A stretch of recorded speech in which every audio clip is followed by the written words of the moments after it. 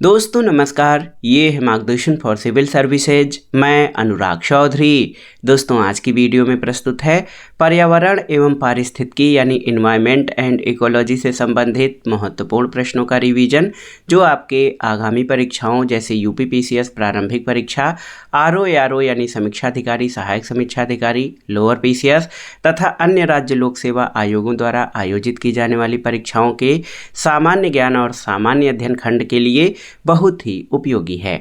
इसमें हमने केवल उन्हीं प्रश्नों को शामिल किया है जो प्रीवियस ईयर्स में पूछे गए हैं। प्रश्नों को हल करते समय हमने उनकी व्याख्या भी की है ताकि आप प्रश्नों को आसानी से समझ सकें और परीक्षाओं की दृष्टि से कुछ अन्य महत्वपूर्ण तथ्यों को भी तैयार कर सकें। तो आइए शुरू करते हैं पर्यावरण एवं पारिस्थितिकी से संबंधित उन महत्वपूर्ण प्रश्नों का रिवीजन जो प्रीवियस ईयर्स पेपर्स में पूछे गए हैं। पहला प्रश्न है दोस्तों, सामान्यतया पर्यावरण को निम्न प्रकार से वर्गीकृत किया जाता है, इनमें से कौन सा एक इस वर्गीकरण का अंश नहीं है, आपको बताना है। ऑप्शन है आपके परिचालन पर्यावरण, भौतिक पर्यावरण, सांस्कृतिक पर्यावरण और जैविकीय पर्यावरण। तो दोस्तों पर्यावरण को भौतिक, सांस्कृतिक और जैविकीय पर्यावरण के रूप में वर्गीकृत किया जाता है। परिचालन पर्यावरण इसका अंश नहीं है। अगला प्रश्न है दोस्तों, देखिए पर्यावरणीय कुजनेट्स वक्र पर्यावरणीय क्षति और प्रति व्यक्ति जीडीपी के मध्य संबंध को दर्शाता है। इस पर्यावरणीय कुजनेट्स वक्र का आकार किस प्रकार का होता है? तो उत्तर है दोस्तों उल्टा यू आकार का। पर्यावरणीय कुजनेट्स वक्र जो होता है ये पर्यावरणीय क्षति और प्रति व्यक्ति जीडीपी के मध्य संबंध को दर्शाता है और इसका आकार यू आकार के यानी उल्टा यू आकार में होता है। अगला प्रश्न देखते हैं दोस्तों, मानव गतिविधियों से परिवर्तित पर्यावरण क्या कहलाता है? ऑप्शन है आपके नैसर्गिक पर्यावरण, एंथ्रोपोजेनिक पर्यावरण, शहरी पर्यावरण या आधुनिक पर्यावरण। तो सही उत्तर है ऐसा पर्यावरण जो मानवीय गतिविधियों से परिवर्तित होता है उसको एंथ्रोपोजेनिक पर्यावरण कहा जाता है। ऑप्शन बी आपका सही उत्तर है। अगला प्रश्न है दोस्तों, जैविक और अजैविक संघटकों के मध्य बिचौलिया का कार्य या मीडिएटर का कार्य कौन करते हैं? जैविक और अजैविक संघटकों के मध्य बिचौलिया का कार्य कौन करते हैं? ऑप्शन है आपके परजीवी, वियोजक, उत्पादक और उपभोक्ता। तो सही उत्तर है दोस्तों ऑप्शन सी उत्पादक। उत्पादक हरे पौधे होते हैं जो सूर्य के प्रकाश में जो है दोस्तों कार्बन डाइऑक्साइड और जल के प्रयोग से अपने भोजन का निर्माण करते हैं और ये मिट्टी में पनपते हैं। कुल मिलाकर जैविक और अजैविक संघटकों के मध्य मीडिएटर का कार्य उत्पादकों के द्वारा किया जाता है। अगला प्रश्न देखते हैं दोस्तों, पर्यावरण का अर्थ क्या है? आपको बताना है कि पर्यावरण का अर्थ क्या होता है। तो उत्तर है जल, वायु, भूमि, वनस्पति और प्राणियों के संबंध और अंतर संबंधों को पर्यावरण कहा जाता है। तो दोस्तों पर्यावरण जल, वायु, भूमि, वनस्पति और प्राणियों के मध्य अंतर संबंधों से बनता है। अगला प्रश्न है, पर्यावरण से अभिप्राय क्या है? आपको बताना है। ऑप्शन देख लीजिए दोस्तों, भूमि, जल, वायु, पौधों और पशुओं की प्राकृतिक दुनिया जो इनके चारों ओर अस्तित्व में है, सही है। उन संपूर्ण दशाओं का योग जो व्यक्ति को एक समय एक बिंदु पर घेरे रहती है, ये भी सही है। भौतिक, जैविकी और सांस्कृतिक तत्वों की अंतःक्रियात्मक व्यवस्था जो अंतः संबंधित होते हैं, सही है। तो ऑप्शन डी आपका सही उत्तर हो जाएगा उपर्युक्त सभी, क्योंकि पर्यावरण जो है इन सभी से संबंधित है। अगला प्रश्न है दोस्तों, विश्व पर्यावरण दिवस कब मनाया जाता है? आपको बताना है। तो आप जानते हैं प्रतिवर्ष 5 जून को विश्व पर्यावरण दिवस मनाया जाता है। यही प्रश्न एक बार और पूछा है। देखिए विश्व पर्यावरण दिवस प्रतिवर्ष 5 जून को मनाया जाता है। पर्यावरण के क्षेत्र में दिए जाने वाले पुरस्कारों से संबंधित है अगला प्रश्न।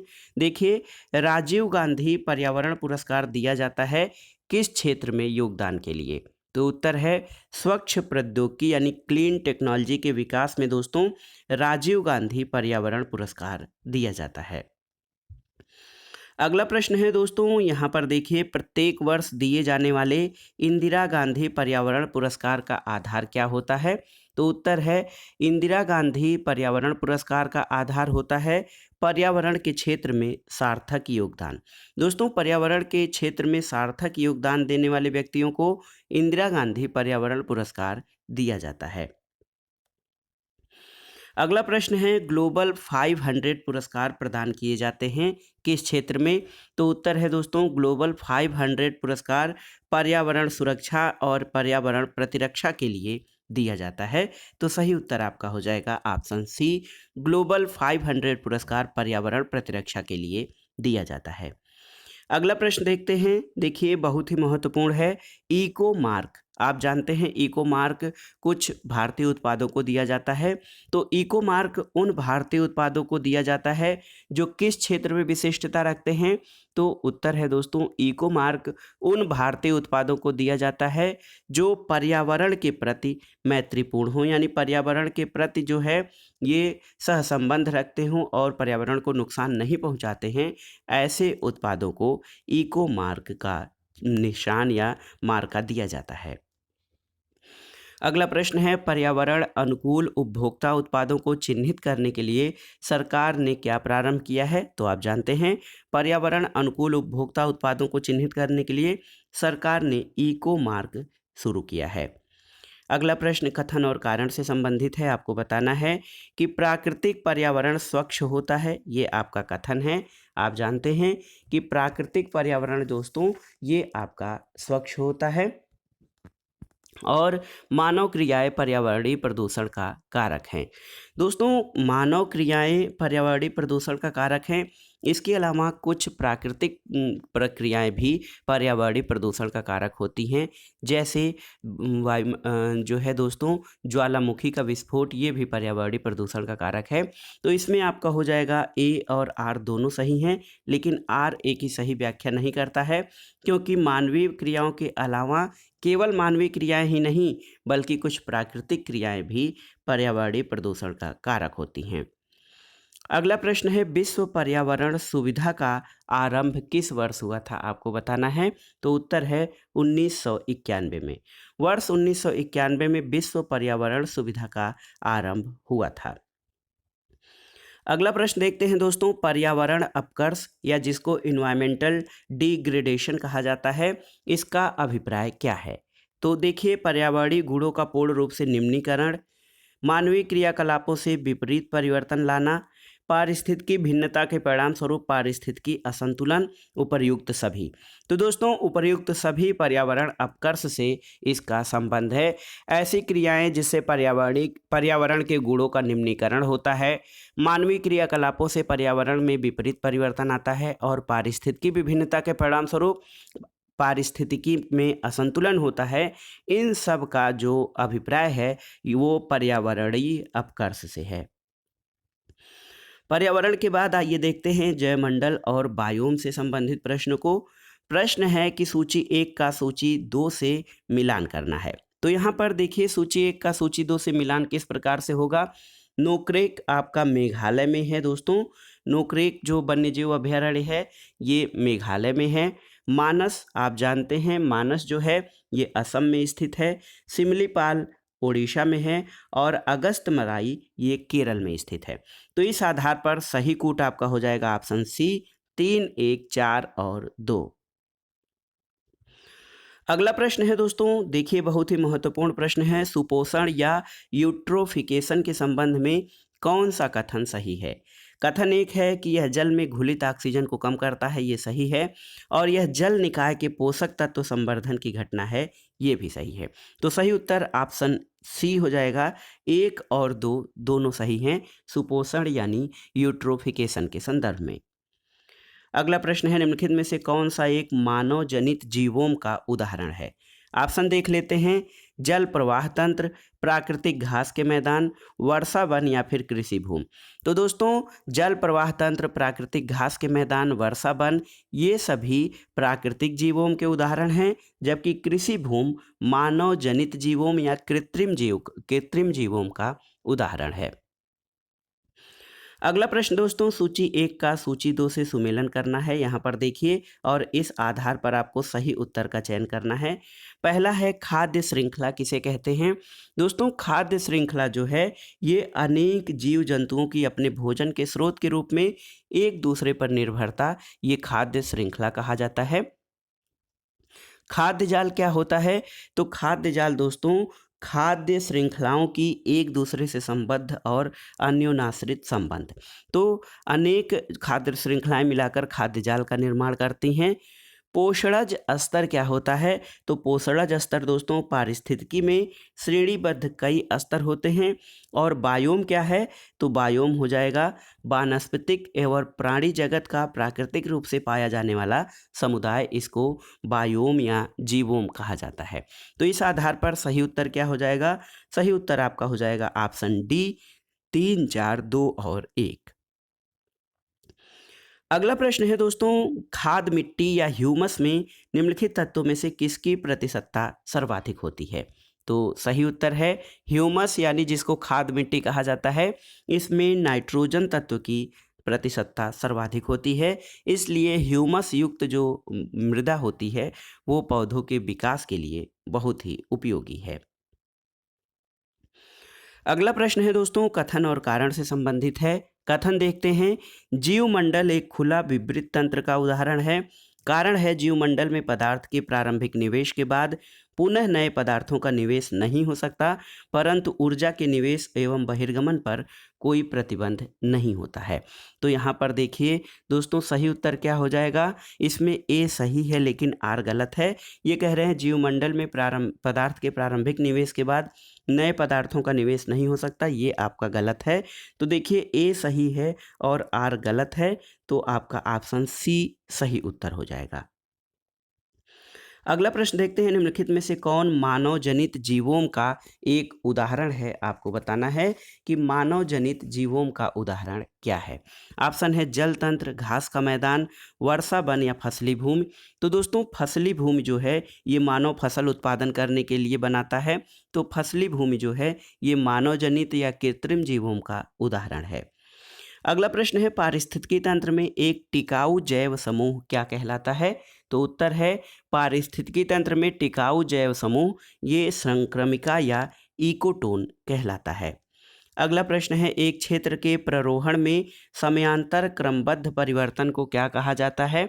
तो दोस्तों एक क्षेत्र के प्ररोहण में समयांतर क्रमबद्ध परिवर्तन को अनुक्रमण कहा जाता है, याद रखिएगा। अगला प्रश्न है, यूनेस्को ने अंतर्राष्ट्रीय मान्यता प्रदान की है किन जैवमंडल रिजर्व को? देखिए नीलगिरी जैवमंडल रिजर्व, नंदा देवी जैवमंडल रिजर्व, मानस जैवमंडल रिजर्व और सिमलीपाल जैवमंडल को। तो दोस्तों वर्तमान में 12 जो हमारे जैवमंडल रिजर्व हैं इनको यूनेस्को द्वारा अंतर्राष्ट्रीय मान्यता प्राप्त की गई है। इनमें नीलगिरी है, नंदा देवी, मन्नार, सुंदरबन, नोकरेक, पंचमढ़ी, सिमलीपाल, अचानक मार, ग्रेट निकोबार, कंचनजंगा और लास्ट में पन्ना है।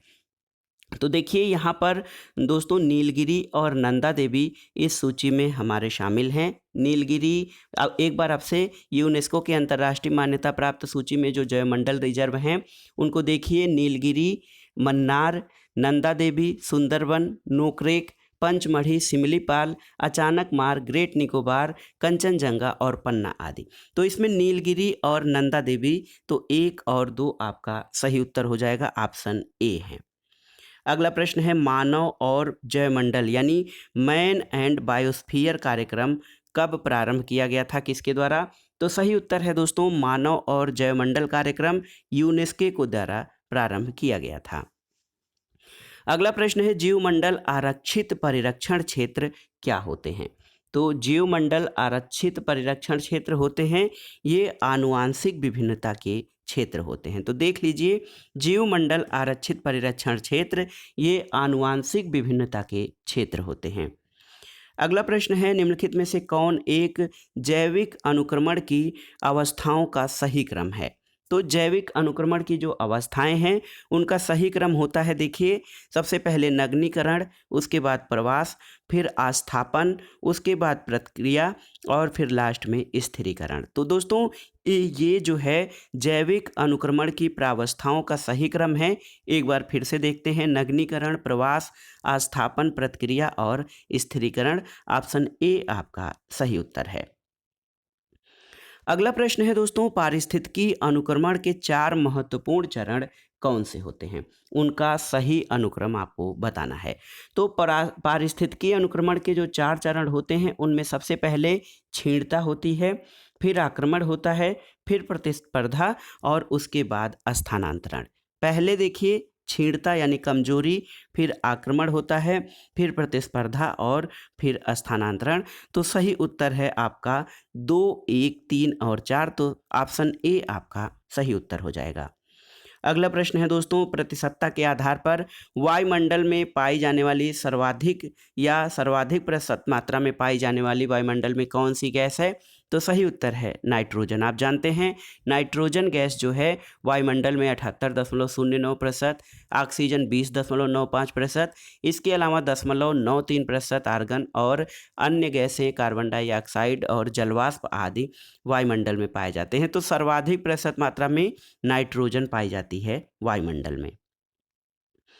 अब आइए देखते हैं दोस्तों पारिस्थितिकी और पारिस्थितिकी तंत्र से संबंधित प्रश्नों को। देखिए निम्नलिखित में से कौन सा एक जीवोम नहीं है, आपको बताना है। ऑप्शन है रेगिस्तान, घास का स्थल, पारिस्थितिकी तंत्र या फिर टुंड्रा।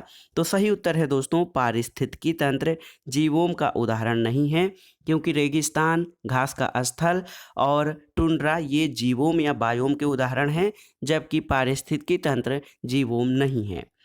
अगला प्रश्न है दोस्तों, एक पारिस्थितिकी तंत्र के विभिन्न घटकों से होकर पोषक तत्वों का गुजरना क्या कहा जाता है। ऑप्शन देख लेते हैं। जैव भू रसायन चक्र, जैव भूगर्भिक चक्र, पारिस्थितिकी अनुक्रम या जैवी चक्र। तो सही उत्तर है दोस्तों एक पारिस्थितिकी तंत्र के विभिन्न घटकों से होकर पोषक तत्वों का गुजरना जैव भू रसायन चक्र कहा जाता है। जैव भू रसायन चक्र बायोजियोकेमिकल साइकिल कहा जाता है दोस्तों पारिस्थितिकी तंत्र के विभिन्न घटकों से होकर पोषक तत्वों के गुजरने को। अगला प्रश्न है दोस्तों पारिस्थितिकी संक्रमण। देखिए पारिस्थितिकी संक्रमण की अवधारणा का सर्वप्रथम प्रयोग किसके द्वारा किया गया था। तो एक जीव वैज्ञानिक हैं बेनेट के द्वारा दोस्तों सबसे पहले पारिस्थितिकी संक्रमण अवधारणा का प्रयोग किया गया था। अगला प्रश्न दोस्तों कथन और कारण से संबंधित है। देखिए नीचे 2 कथन दिए गए हैं, कथन और कारण। कथन है कि पारिस्थितिकी के विविध अवयव पारस्परिक रूप से एक दूसरे पर निर्भर नहीं है, तो ये आपका गलत हो जाएगा। मानवीय क्रियाओं से वातावरण प्रभावित होता है, तो ये आपका सही हो जाएगा। दोस्तों इसमें क्या हो जाएगा, ए सही, ए गलत है लेकिन आर सही है, तो ऑप्शन डी आपका सही उत्तर हो जाएगा। ए गलत है, आर सही है।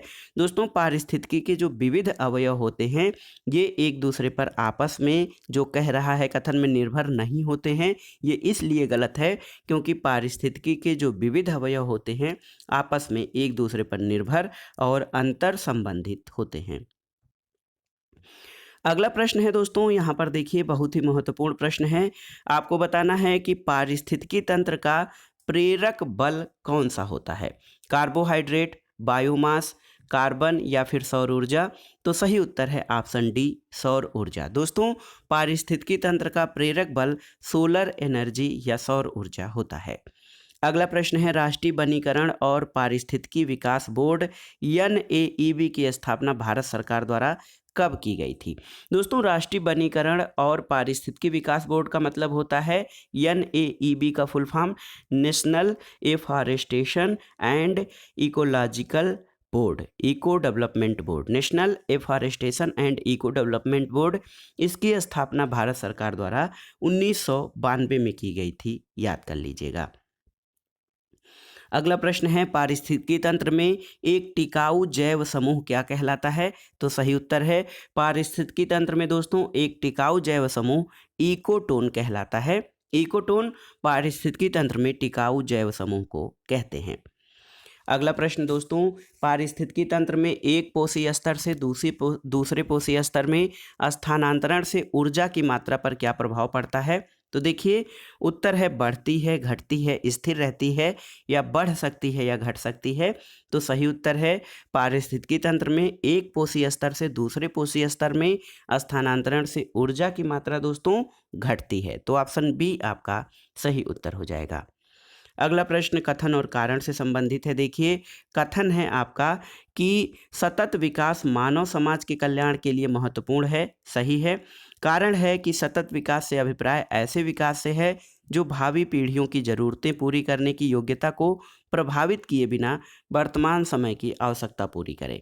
तो दोस्तों, इसमें कथन और कारण दोनों सही हैं और कारण कथन की सही व्याख्या भी करता है, इसलिए ऑप्शन ए आपका सही उत्तर हो जाएगा। ए और आर दोनों सही हैं और आर ए की सही व्याख्या करता है। अगला प्रश्न है, आपको बताना है कि निम्नलिखित में से कौन सा एक पारिस्थितिकी तंत्र पृथ्वी के सर्वाधिक क्षेत्रफल पर फैला हुआ है? ऑप्शन देखिए दोस्तों, मरुस्थलीय पारिस्थितिकी तंत्र, घास का मैदान, पर्वतीय पारिस्थितिकी तंत्र या सामुद्रिक पारितंत्र। तो सही उत्तर है ऑप्शन डी, सामुद्रिक पारिस्थितिकी तंत्र जो है दोस्तों, ये पूरे जो पारिस्थितिकी तंत्र है हमारा पृथ्वी का, उसके 70% से अधिक भाग पर फैला हुआ है, इसलिए ये वो पारिस्थितिकी तंत्र है जो पृथ्वी के सर्वाधिक क्षेत्रफल पर फैला हुआ है। अगला प्रश्न है, देखिए, सबसे अधिक स्थिर पारिस्थितिकी तंत्र कौन सा है, आपको बताना है। तो उत्तर है सागरीय या महासागर जो पारिस्थितिकी तंत्र है, ये सबसे अधिक स्थिर पारिस्थितिकी तंत्र है और आप जानते हैं कि यही पारिस्थितिकी तंत्र पृथ्वी के सर्वाधिक क्षेत्रफल पर भी फैला हुआ है। अगला प्रश्न है दोस्तों, पश्चिमी घाट पारिस्थितिकी की विशेषज्ञ पैनल या WGEEP का अगुवा या अध्यक्ष कौन है? तो दोस्तों, पश्चिमी घाट पारिस्थितिकी की विशेष पैनल विशेषज्ञ पैनल के अध्यक्ष माधव गाडगिल हैं। माधव गाडगिल की अध्यक्षता में पश्चिमी घाट पारिस्थितिकी की विशेषज्ञ पैनल का गठन किया गया है, जिसके द्वारा पश्चिमी घाट में जैव विविधता आदि संरक्षण तथा उनके नुकसानों का आकलन करने का अध्ययन किया जा रहा है। अगला प्रश्न है दोस्तों, निम्नलिखित कथनों में से कौन सा एक समपारिस्थितिकी के लिए सही है, आपको बताना है। तो दोस्तों, पारिस्थितिकी के लिए सही जो है वो ये है कि यह जैव समुदायों के जटिल पारस्परिक संबंधों का अध्ययन है। तो देखिए, समपारिस्थितिकी जो है ये जैव समुदायों के जटिल पारस्परिक संबंधों का अध्ययन, इसको समपारिस्थितिकी कहा जाता है। अगला प्रश्न है, पारिस्थितिकी निम्नलिखित के बीच पारस्परिक संबंधों का अध्ययन है। तो आपको बताना है पारिस्थितिकी किसके बीच, दोस्तों पारिस्थितिकी जो है ये किसके बीच पारस्परिक संबंधों का अध्ययन है? तो उत्तर है जीव और वातावरण। पारिस्थितिकी जीव और वातावरण के बीच पारस्परिक संबंधों का अध्ययन है। अगला प्रश्न है दोस्तों, निम्नलिखित में से किसने सर्वप्रथम गहन पारिस्थितिकी या डीप इकोलॉजी शब्द का प्रयोग किया था? तो सही उत्तर है अर्नीस नेस। अर्नीज नेस ने सबसे पहले डीप इकोलॉजी या गहन पारिस्थितिकी शब्द का प्रयोग किया था। अगला प्रश्न है दोस्तों, पारिस्थितिकी तंत्र की संकल्पना का श्रेय किसे दिया जाता है? किसने सर्वप्रथम पारिस्थितिकी तंत्र की संकल्पना विकसित की? तो सही उत्तर है A.G. टांसले। दोस्तों, A.G. टांसले पारिस्थितिकी तंत्र की संकल्पना के विकास करने के लिए बहुत ही महत्वपूर्ण है और पारिस्थितिकी तंत्र की संकल्पना का श्रेय A.G. टांसले को दिया जाता है। अगला प्रश्न है दोस्तों, पारिस्थितिकी निकेत या आला की संकल्पना को किसने प्रतिपादित किया था? आपको बताना है पारिस्थितिकी निकेत अथवा आला की संकल्पना। तो सही उत्तर है ग्रीनेल्स। ऑप्शन ए आपका सही उत्तर है। दोस्तों, ग्रीनेल्स ने पारिस्थितिकी निकेत की संकल्पना को विकसित किया था। अगला प्रश्न है दोस्तों, निम्नलिखित में से कौन कृत्रिम पारिस्थितिकी तंत्र है? धान का खेत, वन, घास का मैदान और झील। तो देखिए, धान का खेत आपका कृत्रिम पारिस्थितिकी तंत्र है और अन्य जो हैं वो प्राकृतिक पारिस्थितिकी तंत्र के उदाहरण हैं। अगला प्रश्न है, प्रदूषण नियंत्रण के उद्देश्य से राष्ट्रीय झील संरक्षण योजना के अंतर्गत जिन शहरी क्षेत्रों में पड़ने वाले जलमग्न भूमि को चुना गया है वो कौन से हैं? तो ये हैं दोस्तों भोज मध्य प्रदेश, सुखना चंडीगढ़ और पिचोला राजस्थान। तो ये हो जाएंगे 1, 2 और 4। तो सही उत्तर आपका ऑप्शन डी हो जाएगा। प्रदूषण नियंत्रण के उद्देश्य से राष्ट्रीय झील संरक्षण योजना के अंतर्गत शहरी क्षेत्रों में पड़ने वाले जलमग्न भूमि जैसे भोज जो है मध्य प्रदेश में, शहरी क्षेत्र में सुखना झील ये चंडीगढ़ में और पिचोला राजस्थान में है। तो 1, 2, 4 आपका सही उत्तर हो जाएगा। अगला प्रश्न है, निम्नलिखित में से कौन सी पारिस्थितिकी मानव द्वारा रूपांतरित है, आपको बताना है। तो इसमें सही उत्तर है कृषि भूमि। कृषि भूमि मानव द्वारा रूपांतरित पारिस्थितिकी है, जबकि वन, मरुस्थल और चारागाह ये प्राकृतिक पारिस्थितिकी के उदाहरण हैं। अगला प्रश्न है, निम्नलिखित आर्द्र क्षेत्रों में से किन्हें रामसर का दर्जा प्राप्त है। देखिए, चिल्का झील, लोकटक झील, केवलादेव या बूलर झील। तो सही उत्तर है ऑप्शन डी सभी। दोस्तों, जो है आर्द्र क्षेत्र, ये ईरान के रामसर शहर में एक समझौता हुआ था। इसमें आर्द्र भूमि यानी वेटलैंड या नम भूमियों के संरक्षण के लिए प्रयास किए गए थे। और दोस्तों, रामसर का दर्जा चिल्का, लोकटक, केवलादेव और बूलर ऑप्शन में सभी झीलों को दिया गया है। जो झीलें संवेदनशील हैं और जिनके सुरक्षा की जो है व्यवस्था करनी है, उन झीलों को रामसर का दर्जा दिया गया है। अगला प्रश्न है, पारिस्थितिकी निकाय के रूप में आर्द्र भूमि या बरसाती जमीन किस लिए उपयोगी है, आपको बताना है। तो देखिए, पोषक पुनर्प्राप्ति और चक्रण के लिए, पौधों द्वारा अवशोषण के माध्यम से भारी वस्तुओं को अवमुक्त करने के लिए, तलछट रोककर नदियों का गादीकरण कम करने के लिए और उपर्युक्त सभी। तो सही उत्तर है दोस्तों आर्द्र भूमि या नम भूमि जिसको वेटलैंड कहा जाता है, इनका संरक्षण इन सभी चीज़ों के लिए उपयोगी है। ऑप्शन डी आपका सही उत्तर है। अगला प्रश्न है, रामसर सम्मेलन संरक्षण किससे संबंधित था। तो सही उत्तर है नम भूमि या आर्द्र भूमियों के संरक्षण से ईरान के रामसर शहर में सम्मेलन हुआ था, जिसको रामसर सम्मेलन कहा जाता है। अगला प्रश्न है, भारत के निम्नलिखित पारिस्थितिकी क्षेत्रों में से कौन सा सही सुमेलित नहीं है, आपको बताना है। देखिए, दक्षिणी पश्चिमी घाट आर्द्र वन ये आपका सही सुमेलित है। तराई दुआर चौड़ी पत्ती वाले वन सही सुमेलित है। कच्छ का रण घास के प्रदेश ये सही सुमेलित है। पूर्वी दक्कन पठार आर्द्र वन ये सही सुमेलित नहीं है। पूर्वी दक्कन पठार में आर्द्र वन नहीं पाए जाते हैं। ऑप्शन डी आपका सही सुमेलित नहीं है, जबकि अन्य विकल्प सही सुमेलित हैं। अगला प्रश्न है, निम्नलिखित वृक्षों में से कौन सा पारिस्थितिकी मित्र नहीं है। बबूल, यूकेलिप्टस, नीम या पीपल। तो उत्तर है यूकेलिप्टस। दोस्तों, यूकेलिप्टस पारिस्थितिकी मित्र नहीं है। निम्नलिखित वृक्षों में से कौन सा वृक्ष पर्यावरणीय संकट माना जाता है। तो यूकेलिप्टस को पर्यावरणीय संकट माना जाता है, क्योंकि ये बहुत अधिक मात्रा में जल का अवशोषण करता है। अगला प्रश्न है दोस्तों, जैव पारिस्थितिकी या बायोनोमिक्स के जो है इसमें कौन सा कथन सही है। इसका शाब्दिक अर्थ होता है जीवन का प्रबंध। यह पारिस्थितिकी का पर्याय है और यह प्राकृतिक तंत्रों के मूल्यों पर जोर देता है जो मानव तंत्रों को प्रभावित करते हैं। तो इसमें इन कथनों में से आपको बताना है कि कौन से कथन सही हैं। दोस्तों, जैव पारिस्थितिकी जो है जीव समुदायों और उसके पर्यावरण के साथ संबंधों का अध्ययन करता है। इसका शाब्दिक अर्थ जीवन का प्रबंध नहीं होता है। तो इसमें 2 और 3 आपके सही हैं। ऑप्शन सी सही उत्तर हो जाएगा। केवल 2 और 3 सही हैं, 1 सही नहीं है। अगला प्रश्न है, कथन और कारण से संबंधित है। निम्नलिखित कथनों पर विचार कीजिए। एक बायोम एक पारिस्थितिकी तंत्र होता है, सही है। और यदि एक प्रदेश के जैव और अजैव दोनों तत्व सम्मिलित किए जाते हैं। तो सही उत्तर है ऑप्शन ए और बी, ए और आर दोनों सही हैं और आर ए की सही व्याख्या करता है। क्योंकि दोस्तों, एक बायोम एक पारिस्थितिकी तंत्र होता है, क्योंकि एक प्रदेश के जैव और अजैव तत्व इसमें दोनों शामिल किए जाते हैं। अगला प्रश्न देखते हैं दोस्तों, निम्नलिखित में से कौन सही सुमेलित है, आपको बताना है। पर्वत सर्वाधिक अस्थायी पारिस्थितिकी तंत्र ये सही सुमेलित नहीं है। अजैविक अवयव जीवाणु ये भी सही सुमेलित नहीं है। हरे पौधे पारिस्थितिकी तंत्र सही है। वर्षा ग्लोबल वार्मिंग सही सुमेलित नहीं है।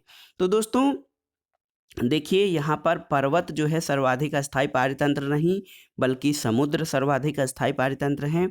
अजैविक अवयवों में जीवाणु नहीं, जीवाणु जो है ये जैविक अवयव होते हैं। हरे पौधे पारिस्थितिकी तंत्र के महत्वपूर्ण अवयव या उत्पादक होते हैं। वर्षा से ग्लोबल वार्मिंग नहीं, बल्कि कार्बन डाइऑक्साइड और औद्योगिक प्रदूषण से ग्लोबल वार्मिंग होता है। तो ऑप्शन सी आपका सही सुमेलित है, अन्य विकल्प सही सुमेलित नहीं है। अगला प्रश्न है, निम्नलिखित में से कौन सा एक पारिस्थितिकी तंत्र पृथ्वी के सर्वाधिक क्षेत्र पर फैला हुआ है? तो आप जानते हैं समुद्री या सामुद्रिक पारितंत्र ये पृथ्वी के सर्वाधिक क्षेत्रफल पर फैला हुआ है। ये प्रश्न यही देखिए यूपी पीसीएस प्री और लोअर पीसीएस में दोनों में पूछा गया है कि कौन सा पारिस्थितिकी तंत्र पृथ्वी के सर्वाधिक क्षेत्रफल पर फैला हुआ है। तो ये है दोस्तों सामुद्रिक या महासागरीय पारितंत्र जो है ये पृथ्वी के सर्वाधिक क्षेत्रफल पर फैला हुआ है। दुनिया का सबसे बड़ा पारिस्थितिकी तंत्र कौन सा है? तो ये है समुद्र। दोस्तों समुद्र पृथ्वी के 2/3 भाग पर विस्तृत हैं, इसलिए इनको विश्व का सबसे बड़ा पारिस्थितिकी तंत्र कहा जाता है। अगला प्रश्न है, निम्नलिखित में से कौन सा एक पारिस्थितिकी तंत्र की जैव विविधता की बढ़ोतरी के लिए उत्तरदायी नहीं है? देखिए पारिस्थितिकी तंत्र की उत्पादकता, मध्य व्यवधान, पारिस्थितिकी तंत्र की आयु और पोषण स्तरों की कम संख्या। देखिए पोषण स्तरों की कम संख्या पारिस्थितिकी तंत्र की जैव विविधता बढ़ोतरी के लिए उत्तरदायी नहीं है। अन्य कारक जो हैं उत्तरदायी हैं पारिस्थितिकी तंत्र की जैव विविधता की बढ़ोतरी के लिए। अगला प्रश्न है, निम्नलिखित में से कौन प्रवाल विरंजन में सर्वाधिक महत्वपूर्ण कारक है? तो ऑप्शन है देखिए प्रवाल शैलों का खनन, प्रवाल रोगों का फैलना, सागरी जल में अवसादों का जमाव या वैश्विक उष्मन। तो दोस्तों ग्लोबल वार्मिंग या वैश्विक तापन ये प्रवाल विरंजन में सर्वाधिक महत्वपूर्ण कारक है। अगला प्रश्न है, निम्नलिखित में से किस कार्य से पारिस्थितिकी संतुलन बिगड़ता है? यहाँ पर देखिए लकड़ी काटना, सामाजिक वानिकी, वन महोत्सव या वनारोपण। तो उत्तर है लकड़ी काटना। दोस्तों वृक्षों को काटने से पारिस्थितिकी संतुलन बिगड़ता है, जबकि पारिस्थितिकी संतुलन के लिए सामाजिक वानिकी, वन महोत्सव और वनारोपण जैसी विधियों का प्रयोग किया जाता है। अगला प्रश्न है दोस्तों, किस पर्यावरण में जैव द्रव्यमान का वार्षिक उत्पादन न्यूनतम होता है? ऑप्शन है आपके गहरे सागर, प्रेयरी, पतझड़ी वन या टैगा। तो सही उत्तर है दोस्तों गहरे सागर में जैव द्रव्यमान का वार्षिक उत्पादन न्यूनतम होता है। अगला प्रश्न एक कथन है, देखिए बहुत ही महत्वपूर्ण है। पारिस्थितिकी अस्थायी मितव्ययिता है, ये किस आंदोलन का नारा है? पारिस्थितिकी अस्थायी मितव्ययिता है दोस्तों ये चिपको आंदोलन का नारा है। और आप जानते हैं चिपको आंदोलन उत्तराखंड में वृक्षों को काटने से बचाने के लिए मूल रूप से चमोली जिले में शुरू किया गया है और चिपको आंदोलन का नारा था पारिस्थितिकी अस्थायी मितव्ययिता है। अगला प्रश्न है दोस्तों, पारिस्थितिकी पदछाप के माप की इकाई क्या है? आपको बताना है। तो सही उत्तर है भूमंडलीय हेक्टेयर। देखिए भूमंडलीय हेक्टेयर या ग्लोबल हेक्टेयर ये पारिस्थितिकी पदछाप या इकोलॉजिकल फुटप्रिंट के माप की इकाई है। अगला प्रश्न है, झील पारिस्थितिकी में पोषक तत्वों के प्रचुरण की प्रक्रिया को क्या कहते हैं? तो झील पारिस्थितिकी या जलीय तंत्र में पोषक तत्वों के प्रचुरण की मात्रा को सुपोषण या यूट्रोफिकेशन कहा जाता है। ऑप्शन डी आपका सही उत्तर हो जाएगा। अगला प्रश्न है दोस्तों, अधोलिखित में से कौन जीव से जैवमंडल तक जैविक संगठन का सही क्रम है?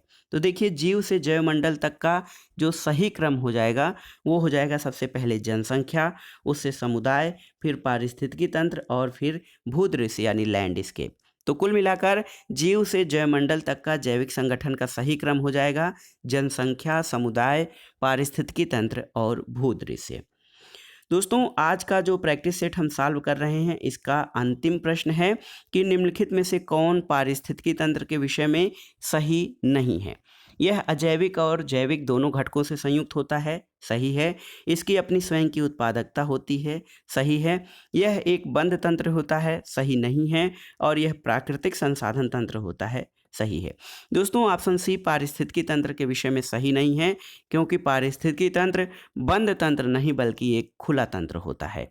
तो दोस्तों ये था आज का वीडियो। इसमें हमने विभिन्न प्रतियोगी परीक्षाओं के लिए उपयोगी पर्यावरण और पारिस्थितिकी यानी इन्वायरमेंट एवं इकोलॉजी से संबंधित महत्वपूर्ण प्रश्नों का प्रैक्टिस सेट सॉल्व किया, जिसमें हमने परीक्षाओं की दृष्टि से संभावित और उपयोगी प्रश्नों को सॉल्व किया है। ये प्रश्न यूपीपीसीएस प्रारंभिक परीक्षा, government degree college, government inter college, इसके अलावा लोअर पीसीएस, समीक्षा अधिकारी, सहायक समीक्षा अधिकारी के साथ साथ दोस्तों एसीएफ यानी सहायक वन संरक्षक और वनाधिकारी परीक्षा तथा कृषि सेवा परीक्षा आदि के लिए बहुत ही उपयोगी हैं।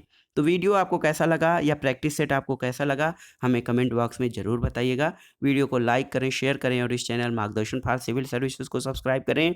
वीडियो देखने के लिए धन्यवाद दोस्तों, नमस्कार। कि समुदायों का पूर्ण क्रम जो क्रमशः एक निश्चित स्थान पर बदलता है क्या कहलाता है। आपको बताना है कि समुदायों का एक पूर्ण क्रम जो एक निश्चित स्थान पर बदलता है वो क्या कहलाता है। तो सही उत्तर है ये कहलाता है दोस्तों सीयर। देखिए सीयर कहलाता है समुदायों का पूर्ण क्रम जो क्रमशः एक निश्चित स्थान पर बदलता है। अगला प्रश्न है दोस्तों, इकोसिस्टम के संबंध में निम्नलिखित में से क्या सत्य है आपको बताना है। ऑप्शन देख लेते हैं। प्राथमिक उपभोक्ता उत्पादक पर न्यूनतम रूप से आश्रित है। प्राथमिक उपभोक्ता उत्पादकों से संख्या में अधिक होते हैं। उत्पादक प्राथमिक उपभोक्ता से अधिक है और द्वितीयक उपभोक्ता अधिकतम होने के साथ साथ बहुत ही शक्तिशाली हैं। तो सही उत्तर है इसमें ऑप्शन सी आपका सही उत्तर हो जाएगा। दोस्तों उत्पादक जो होते हैं ये प्राथमिक उपभोक्ता से अधिक होते हैं। अगला प्रश्न है कि जैव पारिस्थितिकी सबसे समृद्ध है कहाँ पर। आपको बताना है जैव पारिस्थितिकी सबसे समृद्ध कहाँ पर है, किन क्षेत्रों में। तो उत्तर है आपका उष्णकटिबंधीय क्षेत्रों में। दोस्तों उष्णकटिबंधीय क्षेत्रों में जैव पारिस्थितिकी और जैव विविधता सबसे समृद्ध है। अगला प्रश्न है आपका बताना है कि निम्नलिखित में से कौन सा एक कथन सही नहीं है। देखिए सही नहीं है वो हो जाएगा प्राथमिक उपभोक्ताओं को स्वपोषी कहा जाता है। ये आपका सही कथन नहीं है क्योंकि प्राथमिक उपभोक्ता स्वपोषी नहीं होते हैं बल्कि जो उत्पादक होते हैं हरे पेड़ पौधे इनको स्वपोषी कहा जाता है। अन्य सभी विकल्प आपके सही हैं। जैसे आहार श्रृंखला में पोषी गतिकी एक पोषी स्तर से दूसरे पोषी स्तर तक ऊर्जा के रूपांतरण को निरूपित करता है। महासागरों के अधिक गहरे भागों में प्राथमिक उत्पादन शून्य होता है और अपघटकों को मृत पोषी कहा जाता है। ये सब सही है, लेकिन जो सही कथन नहीं है वो है प्राथमिक उपभोक्ताओं को स्वपोषी कहा जाता है। ये आपका गलत कथन है। अगला प्रश्न है दोस्तों, पारिस्थितिकी तंत्र के जैविक घटकों में कौन उत्पादक घटक है आपको बताना है। यहाँ पर है गाय, मोर, बाघ और हरे पौधे। तो आप जानते हैं हरे पौधे उत्पादक में शामिल हैं। अगला प्रश्न है पारिस्थितिकी निकाय में ऊर्जा का प्राथमिक स्रोत क्या होता है। तो सही उत्तर है सूर्य या सौर ऊर्जा पारिस्थितिकी निकाय में ऊर्जा का प्राथमिक स्रोत है। अगला प्रश्न देखते हैं दोस्तों, बहुत ही महत्वपूर्ण है, खाद्य श्रृंखला में मानव क्या है। तो आपको बताना है कि खाद्य श्रृंखला या फूड चेन जो होती है उसमें मानव क्या है। तो सही उत्तर है दोस्तों खाद्य श्रृंखला या फूड चेन में मानव प्राथमिक और द्वितीयक उपभोक्ता दोनों की श्रेणी में आता है। अगला प्रश्न है दोस्तों, यहाँ पर देखिए एक पारिस्थितिकी तंत्र में निम्नलिखित में से कौन प्राथमिक उपभोक्ता है। नीचे दिए गए कूट से सही उत्तर का चयन करिए। तो प्राथमिक उपभोक्ता आपको बताना है। तो सही उत्तर है इसमें प्राथमिक उपभोक्ता चींटी और हिरण है। दोस्तों चींटी और हिरण ये प्राथमिक उपभोक्ता की श्रेणी में आते हैं क्योंकि ये पूरी तरह से जैव वनस्पतियों और पेड़ पौधों तथा उनकी पत्तियों पर आश्रित होते हैं। तो सही उत्तर चींटी और हिरण दोस्तों ये आपके प्राथमिक उपभोक्ताओं की श्रेणी में आते हैं। तो यहाँ पर देखिए दोस्तों पारिस्थितिकी तंत्र में इनको प्राथमिक उपभोक्ता की श्रेणी में रखा जाता है। अगला प्रश्न है कि पारिस्थितिकी तंत्र के निम्नलिखित में से कौन से घटक जैव और अजैव जगतों के बीच मध्यस्थ की भूमिका निभाता है आपको बताना है। पारिस्थितिकी तंत्र का वो कौन सा घटक है जो जैव और अजैव घटकों के बीच मध्यस्थ की भूमिका निभाता है। तो सही उत्तर है आपका वियोजक, ऑप्शन सी सही उत्तर है। वियोजक जो है दोस्तों पारिस्थितिकी तंत्र के विभिन्न घटक जो हैं इनमें जैव और अजैव जगतों के बीच मध्यस्थ की भूमिका निभाता है। अगला प्रश्न है आपका, जलीय पर्यावरण में डीडीटी सांद्रण के आकलन के आधार पर आहार श्रृंखला में प्रदूषण का स्तर किस क्रम में बढ़ता है? तो सही उत्तर है, आहार श्रृंखला में जो प्रदूषण का स्तर है डीडीटी सांद्रण के फलस्वरूप सबसे पहले जल पादप, फिर घोंघा, फिर मछली और उसके बाद पक्षी में इस क्रम से आपका बढ़ता है। अगला प्रश्न आपको बताना है कि कौन सा सही कथन सही है। तो निम्न में से कौन सा कथन सही है आपको बताना है। पहला है दोस्तों, जयमंडलीय पारिस्थितिकी तंत्र में ऊर्जा का प्रवाह एक दिशा में होता है। तो ये आपका सही कथन है, क्योंकि जयमंडलीय पारिस्थितिकी तंत्र में जो ऊर्जा होती है इसका प्रवाह एक दिशा में होता है। अगला प्रश्न देखते हैं दोस्तों, पारिस्थितिकी तंत्र में तत्वों के चक्रण को क्या कहा जाता है? पारिस्थितिकी तंत्र में तत्वों के चक्रण को दोस्तों जैव भू रासायनिक चक्र कहा जाता है। ये देखिए, केवल भू रासायनिक चक्र या रासायनिक चक्र या भूवैज्ञानिक चक्र नहीं, बल्कि पारिस्थितिकी तंत्र में जो तत्वों का चक्रण होता है उनको जैव भू रासायनिक चक्र यानी दोस्तों बायो जियो केमिकल साइकिल कहा जाता है। अगला प्रश्न है, सौर ऊर्जा की सबसे महत्वपूर्ण भूमिका क्या होती है? तो उत्तर है, सौर ऊर्जा की सबसे महत्वपूर्ण भूमिका ऑक्सीजन चक्र में होती है, क्योंकि हरे पेड़ पौधे सूर्य के प्रकाश में दोस्तों जल और कार्बन डाइऑक्साइड की सहायता से जो है अपना भोजन बनाते हैं और इसी प्रक्रिया में ऑक्सीजन का निर्माण होता है। अगला प्रश्न है, पारिस्थितिकी तंत्र में ऊर्जा का पिरामिड किस प्रकार से होता है? तो सही उत्तर है, पारिस्थितिकी तंत्र में ऊर्जा का पिरामिड हमेशा सीधा होता है। अगला प्रश्न देखते हैं, कौन अधिकतम कुशलतापूर्वक सौर ऊर्जा को रासायनिक ऊर्जा में परिवर्तित करता है? इसमें देखिए, क्लोरेला, बाघ, केंचुआ और कस्कुटा। तो सही उत्तर है क्लोरेला। दोस्तों क्लोरेला एक हरित शैवाल है जो अधिकतम कुशलतापूर्वक सौर ऊर्जा को रासायनिक ऊर्जा में बदलता है। अगला प्रश्न है दोस्तों, निम्नलिखित में से कौन सा जीव अपना भोजन अकार्बनिक पदार्थों से निर्मित करता है? इसमें देखिए, चींटी, विषाणु, रबर का पौधा और कुकुरमुत्ता। तो सही उत्तर है यहाँ पर देखिए रबर का पौधा। रबर का पौधा दोस्तों ये अपना भोजन अकार्बनिक पदार्थों से निर्मित करता है। अगला प्रश्न है, निम्नलिखित में से किस पारिस्थितिकी तंत्र में पौधों का जैविक पदार्थ अधिकतम होता है आपको बताना है। तो आप जानते हैं उष्णकटिबंधीय वर्षा वनों में पारिस्थितिकी तंत्र में पौधों का जैविक पदार्थ अधिकतम होता है। अगला प्रश्न दोस्तों कथन कारण से संबंधित है। कथन है कि भोजन जालों में या खाद्य जाल में विविधता वृद्धि पारिस्थितिकी तंत्र की स्थिरता को बढ़ावा देती है। कारण है वह पारिस्थितिकी तंत्र के समुत्थान शक्ति को बढ़ाती है। तो सही उत्तर है दोस्तों ऑप्शन ए और आर दोनों सही हैं और आर ए की सही व्याख्या करता है। अगला प्रश्न भी कथन और कारण से संबंधित है। देखिए, कथन है कि सूर्याभिताप जैवमंडलीय पारिस्थितिकी तंत्र के लिए सबसे महत्वपूर्ण स्रोत होता है। कारण है कि सौर विकिरण हरे पौधों द्वारा भोजन तथा रासायनिक ऊर्जा में परिवर्तित हो जाता है। तो इसमें दोस्तों सही बात है, ए और आर दोनों सही हैं और आर एक की सही व्याख्या करता है, क्योंकि जो सूर्य का ताप है ये जैवमंडलीय पारिस्थितिकी तंत्र के लिए सबसे महत्वपूर्ण ऊर्जा का स्रोत होता है और सौर विकिरण हरे पौधों द्वारा भोजन और रासायनिक ऊर्जा में परिवर्तित हो जाता है। अब आइए देखते हैं दोस्तों पर्यावरण प्रदूषण यानी इन्वायरमेंटल पोल्यूशन से संबंधित महत्वपूर्ण प्रश्न को। देखिए, प्रश्न है वायु गुणवत्ता सूचकांक को सामान्यतः PM10 अथवा PM2.5 से संदर्भित किया जाता है। इसमें PM अक्षरों का मान क्या होता है? तो इसमें PM अक्षरों का मान होता है दोस्तों कणिका पदार्थ। ऑप्शन सी आपका सही उत्तर है। इसमें जो वायु गुणवत्ता सूचकांक PM से प्रदर्शित किया जाता है इसमें कणिका पदार्थ होता है PM का मान। अगला प्रश्न है दोस्तों, धुआं या स्माग आवश्यक रूप से वायुमंडल में निम्नलिखित की उपस्थिति के कारण होता है। तो आपको बताना है कि स्माग वायुमंडल में किसकी उपस्थिति के कारण होता है। दोस्तों स्माग जो होता है ये धुआं और कोहरा का सम्मिलित रूप है। स्माग ये नाइट्रोजन और सल्फर के ऑक्साइडों के कारण होता है। अगला प्रश्न है, निम्नलिखित में से कौन सा वायु प्रदूषण के जैविक सूचक का प्रसिद्ध उदाहरण है तो आप जानते हैं लाइकेन। लाइकेन दोस्तों वायु प्रदूषण के जैविक सूचक होते हैं। जहाँ पर वायु प्रदूषण अधिकतम होता है वहाँ लाइकेन की मात्रा नहीं पाई जाती है। उन्हीं स्थानों पर लाइकेन उपजते हैं जहाँ वायु प्रदूषण नहीं होता है। अगला प्रश्न है दोस्तों, निम्नलिखित संदर्भ में कौन सा कथन सही है आपको बताना है, सुपोषण के संबंध में या यूट्रोफिकेशन के संबंध में। तो देखिए, पहला कथन है कि यह जल निकाय के पोषक तत्व संवर्धन की घटना है, सही है। और दूसरा है यह जल में घुलित ऑक्सीजन को कम करता है। तो दोस्तों दोनों ही यानी ए और बी दोनों सही हैं। ऑप्शन सी आपका सही उत्तर हो जाएगा। सुपोषण के संदर्भ में ये दोनों कथन आपके सही हैं।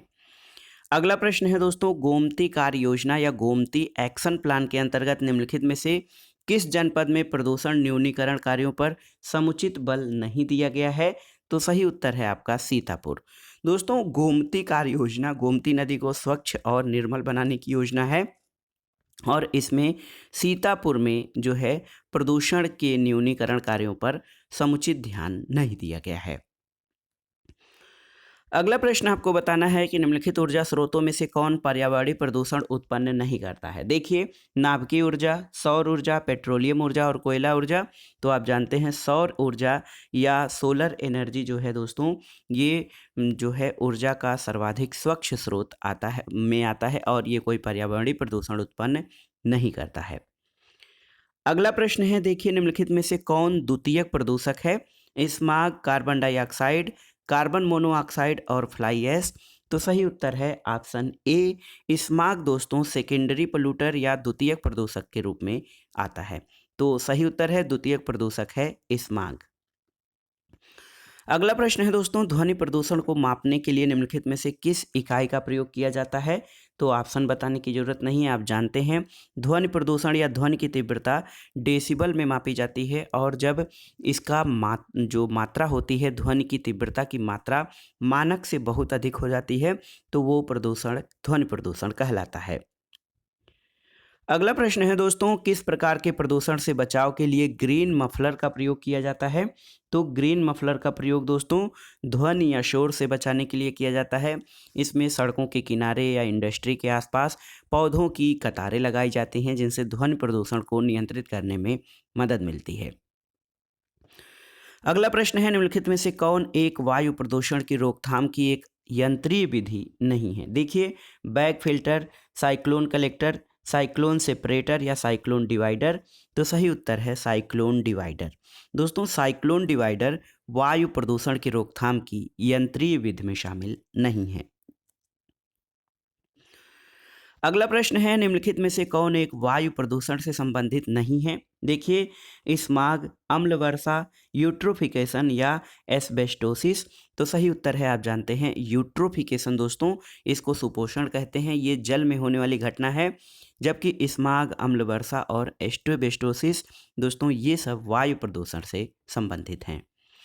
अगला प्रश्न है, कोयला, पेट्रोल, डीजल आदि का दहन का मूल स्रोत क्या है। तो सही उत्तर है कोयला, पेट्रोल, डीजल आदि जो है इसका दहन वायु प्रदूषण का मूल स्रोत है, क्योंकि हाइड्रोकार्बन का दहन होता है और इसके अलावा अन्य गैसें और छोटे छोटे पार्टिकल्स जो होते हैं दोस्तों ये वायुमंडल में निःसृत होते हैं, जिनके कारण वायु प्रदूषण होता है। अगला प्रश्न आपका कथन कारण से संबंधित है। देखिए, कथन है जाड़े की ऋतु में दिल्ली में वायु प्रदूषण उच्च स्तर का रहता है। ये आपका दोस्तों सही है। तो जाड़े के ऋतु में दिल्ली में वायु प्रदूषण उच्च स्तर पर रहता है और कारण है कि मोटर गाड़ियों में दहन की प्रक्रिया जाड़ों में बढ़ जाती है। तो ये आपका सही नहीं है। तो देखिए, इसमें ए सही है लेकिन आर गलत है। तो सही उत्तर इस आधार पर हो जाएगा ऑप्शन सी, ए सही है लेकिन आर गलत है। अगला प्रश्न है, भारत के बड़े नगरों में वायु प्रदूषण का सबसे बड़ा स्रोत क्या होता है। ऑप्शन है ताप शक्ति खंड, औद्योगिक खंड, नगरीय ठोस अपशिष्ट या परिवहन खंड। तो दोस्तों ट्रांसपोर्टेशन या परिवहन खंड जो है ये भारत के बड़ों नगरों में वायु प्रदूषण का सबसे बड़ा स्रोत है, क्योंकि यातायात और माल ढुलाई के लिए गाड़ियों की संख्या बहुत अधिक बढ़ गई है, जिसके कारण बड़े शहरों में पर्यावरण प्रदूषण होता है। अगला प्रश्न है, अम्ल वर्षा या एसिड रेन क्या होती है, आपको बताना है। तो सही उत्तर है बादल के जल और सल्फर डाइऑक्साइड के मध्य प्रक्रिया के फलस्वरूप। दोस्तों, बादल के जल, सल्फर डाइऑक्साइड और नाइट्रोजन ऑक्साइड जो होता है, इसकी प्रक्रिया के फलस्वरूप जो है सल्फर डाइऑक्साइड सल्फ्यूरिक अम्ल और नाइट्रोजन ऑक्साइड नाइट्रिक अम्ल में परिवर्तित हो जाता है, जिसके कारण अम्ल वर्षा होती है। अगला प्रश्न है दोस्तों, यहाँ पर देखिए, भूमिगत जल को दूषित करने वाले अजैविक प्रदूषक कौन सा है? कौन सा प्रदूषक भूमिगत जल या जो हमारा अंडरग्राउंड वाटर है उसको प्रदूषित करता है? तो सही उत्तर है दोस्तों ऑप्शन सी, आर्सेनिक। आर्सेनिक यानी संखिया जो है भूमिगत जल को दूषित करने वाला अजैविक प्रदूषक है। अगला प्रश्न है दोस्तों, यदि जल प्रदूषण इसी गति से होता रहा तो अंततोगत्वा क्या होगा? तो सही उत्तर है जलीय जीवन के लिए ऑक्सीजन अणु अनुपलब्ध हो जाएंगे और बहुत ही भयावह स्थिति आ जाएगी। तो सही उत्तर है यदि जल प्रदूषण इसी स्तर से रहा तो जलीय जीवन के लिए ऑक्सीजन अणु अनुपलब्ध हो जाएंगे। अगला प्रश्न देखते हैं निम्नलिखित में से कौन एक निम्नीकरणीय या डिग्रेडेबल प्रदूषक है? ऑप्शन है पारद, लेश धातुएं, घरेलू वाहित मल या इस्पात। तो दोस्तों, घरेलू वाहित मल जो है ये बायोडिग्रेडेबल प्रदूषक है, जबकि पारा, लेश धातुएं और इस्पात ये बायोडिग्रेडेबल या निम्नीकरणीय नहीं है। अगला प्रश्न आपको बताना है किस स्तर या किस डेसिबल से अधिक की ध्वनि खतरनाक ध्वनि प्रदूषण कहलाता है? तो यहाँ पर देखिए 30 डेसिबल, 40 डेसिबल, 60 डेसिबल या 80 डेसिबल। तो उत्तर है दोस्तों 80 डेसिबल से अधिक की ध्वनि खतरनाक ध्वनि प्रदूषण की श्रेणी में आती है। अगला प्रश्न है देखिए, धूल प्रदूषण रोकने के लिए उपयुक्त वृक्ष कौन सा है? आपको बताना है। तो सही उत्तर है ऑप्शन ए, सीता अशोक। दोस्तों, ये धूल प्रदूषण रोकने के लिए सर्वाधिक उपयुक्त वृक्ष है। अगला प्रश्न है कौन सा एक वायु प्रदूषण के जैविक सूचक का कार्य करता है? तो आप जानते हैं लाइकेन। लाइकेन वनस्पति जो होती है इसको वायु प्रदूषण का जैविक सूचकांक कहा जाता है। अगला प्रश्न दोस्तों कथन और कारण से संबंधित है। देखिए, कथन है प्रदूषण मित्रवत क्रियाकलापों की रोकथाम और नियंत्रण करने के लिए प्रशासनिक इच्छा शक्ति की आवश्यकता होती है। ये आपका सही है। कारण है कि जन मित्रवत पर्यावरण की सृजन और रख रखाव अंतर विषयक प्रयासों की सफलता पर निर्भर करता है। तो ये कारण भी सही है और कारण कथन की सही व्याख्या भी करता है। तो ऑप्शन ए आपका सही हो जाएगा। दोस्तों, कथन और कारण दोनों सही हैं और कारण कथन की सही व्याख्या करता है। अगला प्रश्न है दोस्तों बहुत ही महत्वपूर्ण है, किन स्थानों में एक में रुधिर वर्षा या ब्लड रेन होती है? तो सही उत्तर है ये इटली में होती है। दोस्तों, इटली में रुधिर वर्षा होती है। अगला प्रश्न है प्रदूषण युक्त वायुमंडल को निम्न में से किसके द्वारा स्वच्छ किया जाता है? ऑक्सीजन, वर्षा, नाइट्रोजन या हवा। तो सही उत्तर है दोस्तों प्रदूषण युक्त वायुमंडल को वर्षा के द्वारा शुद्ध किया जाता है। अगला प्रश्न है दोस्तों किसी जल में बीओडी यानी बायोकेमिकल ऑक्सीजन डिमांड। दोस्तों, किसी क्षेत्र में बीओडी की अधिकता संकेत देती है कि उसका जल, तो सही उत्तर है किसी क्षेत्र में बीओडी की अधिकता संकेत देती है कि उसका जल सीवेज से प्रदूषित हो रहा है। तो बीओडी जो ऑक्सीजन डिमांड होती है दोस्तों, जैविक ऑक्सीजन की मांग, इसकी अधिकता ये संकेत देती है कि सीवेज से प्रदूषित हो रहा है वह जल। अगला प्रश्न है भारत की निम्नलिखित नदियों में से किसे जैविक मरुस्थल की संज्ञा दी जाती है? तो सही उत्तर है दोस्तों दामोदर नदी। दामोदर नदी को जैविक मरुस्थल की संज्ञा दी जाती है। अगला प्रश्न आपको बताना है निम्नलिखित में से कौन अधिकतम ध्वनि प्रदूषण या अधिकतम नॉइज पोल्यूशन का कारण है? देखिए, भारी ट्रक यातायात, निर्वाचन सभाएं, पॉप संगीत या जेट उड़ान। तो अधिकतम ध्वनि प्रदूषण का जो कारण है वो दोस्तों जेट उड़ान है। अगले प्रश्न पर आते हैं मानव जनित पर्यावरणीय प्रदूषण क्या कहलाते हैं? तो सही उत्तर है मानव जनित पर्यावरणीय प्रदूषण एंथ्रोपोजेनिक प्रदूषण कहलाता है। ऐसा प्रदूषण जिसमें मानव की भूमिका होती है या मानव के द्वारा होता है उसको एंथ्रोपोजेनिक प्रदूषण कहा जाता है। अगला प्रश्न है निम्नलिखित में से कौन जैव अपघटनीय प्रदूषक है? सीवेज, एस्बेस्टस, प्लास्टिक या पॉलीथीन। तो सही उत्तर है दोस्तों सीवेज। सीवेज जैव अपघटनीय प्रदूषक है, जबकि एस्बेस्टस, प्लास्टिक और पॉलीथीन जैव अपघटनीय नहीं है। अगला प्रश्न आपको बताना है दोस्तों, यूरो नॉर्म बनाए गए हैं किसके लिए? तो सही उत्तर है यूरो नॉर्म या यूरो मानक जो हैं वाहनों से निकलने वाली हानिप्रद गैसों को नियंत्रित करने के लिए बनाए गए हैं, और यूरो के स्थान पर भारत में भारत स्टेज मानक बनाया गया है। अगला प्रश्न है, निम्नलिखित में से कौन सा ईंधन न्यूनतम पर्यावरण प्रदूषण उत्पन्न करता है? देखिए, ऑप्शन है हाइड्रोजन, पावर एल्कोहल, पेट्रोल और संपीड़ित प्राकृतिक गैस। तो दोस्तों हाइड्रोजन, देखिए हाइड्रोजन जो है ये न्यूनतम पर्यावरण प्रदूषण उत्पन्न करता है, लेकिन अभी तक इसका ईंधन के रूप में प्रयोग करने को अभी टेक्नोलॉजी उतनी सक्षम नहीं हो पाई है। अगला प्रश्न है, निम्नलिखित ईंधनों में से कौन सा न्यूनतम पर्यावरणीय प्रदूषण उत्पन्न करता है? तो सही उत्तर है इसमें आपका हाइड्रोजन न्यूनतम पर्यावरणीय प्रदूषण उत्पन्न करता है। अगला प्रश्न है, उर्वरक के अत्यधिक प्रयोग से क्या होता है? आपको बताना है। मृदा प्रदूषण, जल प्रदूषण, वायु प्रदूषण या उपर्युक्त सभी? तो सही उत्तर है दोस्तों उर्वरक के अधिक प्रयोग से उपर्युक्त सभी होता है। मृदा प्रदूषण, जल प्रदूषण और वायु प्रदूषण ये सभी उर्वरकों के अधिक प्रयोग से होता है। अगला प्रश्न है, सुमेलित करना है। प्रदूषकों को उनके दीर्घकालिक प्रभाव के साथ आपको सुमेलित करना है। तो यहाँ पर देखिए दोस्तों, कार्बन मोनोऑक्साइड, इससे कार्बन मोनोऑक्साइड से दोस्तों लीवर और किडनी को क्षति पहुँचती है। नाइट्रोजन के ऑक्साइड जो होते हैं ये कैंसर कारक होते हैं।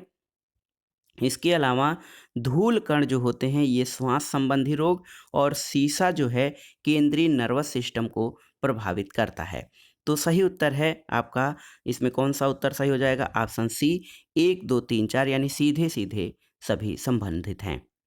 अगला प्रश्न है, स्वचालित वाहनों या ऑटोमोबाइल से निर्वातक सबसे अविषालु धातु प्रदूषक कौन सा है? आपको बताना है। तो सही उत्तर है यहाँ पर देखिए, ऑप्शन है आपके दोस्तों, ऑप्शन है आपके कापर, लेड, कैडमियम या मरकरी। तो दोस्तों लेड जो धातु है ये ऑटोमोबाइल या स्वचालित वाहनों से निकलने वाली सबसे अधिक विशाल धातु है। अगला प्रश्न है, निम्नलिखित में से कौन सा जैव निम्नीकरण है? आपको बताना है कि कौन सा बायोडिग्रेडेबल है। प्लास्टिक, पॉलीथीन, पारा यानी मरकरी या रबर? तो सही उत्तर है बायोडिग्रेडेबल में दोस्तों रबर शामिल है, जबकि प्लास्टिक, पॉलीथीन और पारा ये कभी अपघटित नहीं होते हैं। अगला प्रश्न दोस्तों कथन और कारण से संबंधित है। आपको बताना है, कथन है कि केंद्रीय पर्यावरण और वन मंत्रालय ने नवंबर 1998 में पुनः चक्रित प्लास्टिक थैलियों की समस्या से निपटने के लिए एक विज्ञप्ति जारी की है। ये आपका सही है, और यह विज्ञप्ति देश में पुनः चक्रित प्लास्टिक थैलियों के निर्माण पर रोक लगाती है। तो ये आपका सही नहीं है। ऑप्शन सी आपका सही उत्तर हो जाएगा दोस्तों। ए सही है लेकिन आर गलत है। अगला प्रश्न भी दोस्तों देखिए कथन और कारण से संबंधित है। कथन है, दिल्ली प्रशासन पत्तियों के जलाने पर रोक लगाने जा रहा है। ये घोषणा तब की गई है जब शासन के कुछ क्षेत्रों को यातायात मुक्त घोषित किया गया है। कारण है कि दिल्ली में वाहन निकास से उत्पन्न प्रदूषण से अधिक प्रदूषण पत्तियों को जलाने से होता है। तो यहाँ पर सही उत्तर है दोस्तों ऑप्शन ए, यानी कथन सही है, कारण गलत है। सही उत्तर आपका हो जाएगा ऑप्शन सी, ए सही लेकिन आर गलत है।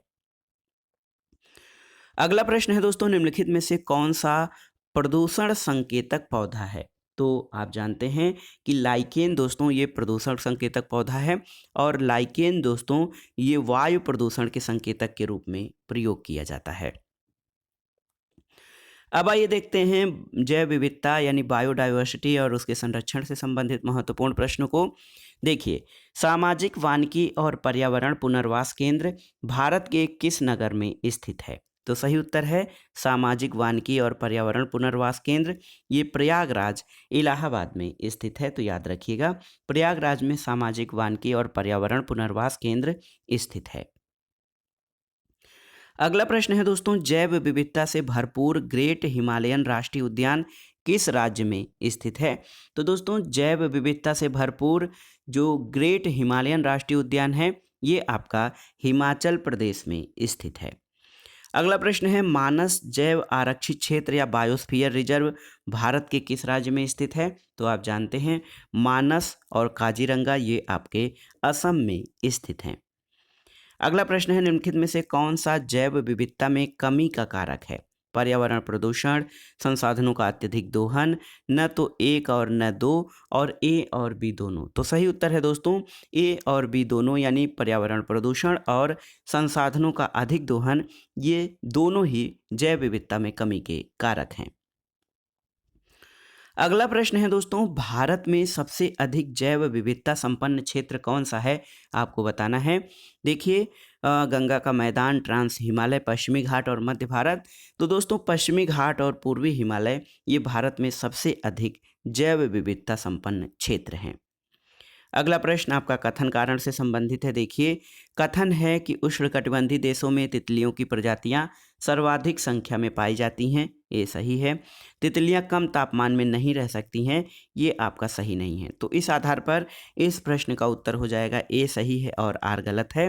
तो ऑप्शन सी आपका सही उत्तर हो जाएगा। ए सही है परंतु आर गलत है। अगला प्रश्न है दोस्तों प्रश्न संख्या 137 है कि निम्नलिखित कथनों में से कौन सा सत्य नहीं है? आपको बताना है कौन सा सही कथन नहीं है। यहाँ पर देखिए भूमध्य रेखा से ध्रुवों की ओर जाने पर जाति विविधता में वृद्धि होती है, ये आपका गलत है। दोस्तों भूमध्य रेखा से ध्रुवों की ओर जाने पर जाति विविधता या जैव विविधता में कमी होती है, क्योंकि सर्वाधिक जैव विविधता भूमध्य रेखा पर पाई जाती है। अगला प्रश्न है पशुओं को दिया जाने वाला कौन सा दर्द निवारक? दोस्तों पशुओं को दिया जाने वाला कौन सा दर्द निवारक भारत में गिद्धों के लगभग विलुप्त होने के लिए उत्तरदायी है? तो ये एक मेडिसिन होता है दोस्तों डिक्लोफिनेक। देखिए डिक्लोफिनेक मेडिसिन जो पशुओं को दर्द निवारक के रूप में दिया जाता है, ये गिद्धों के विलुप्त होने का प्रमुख कारण है।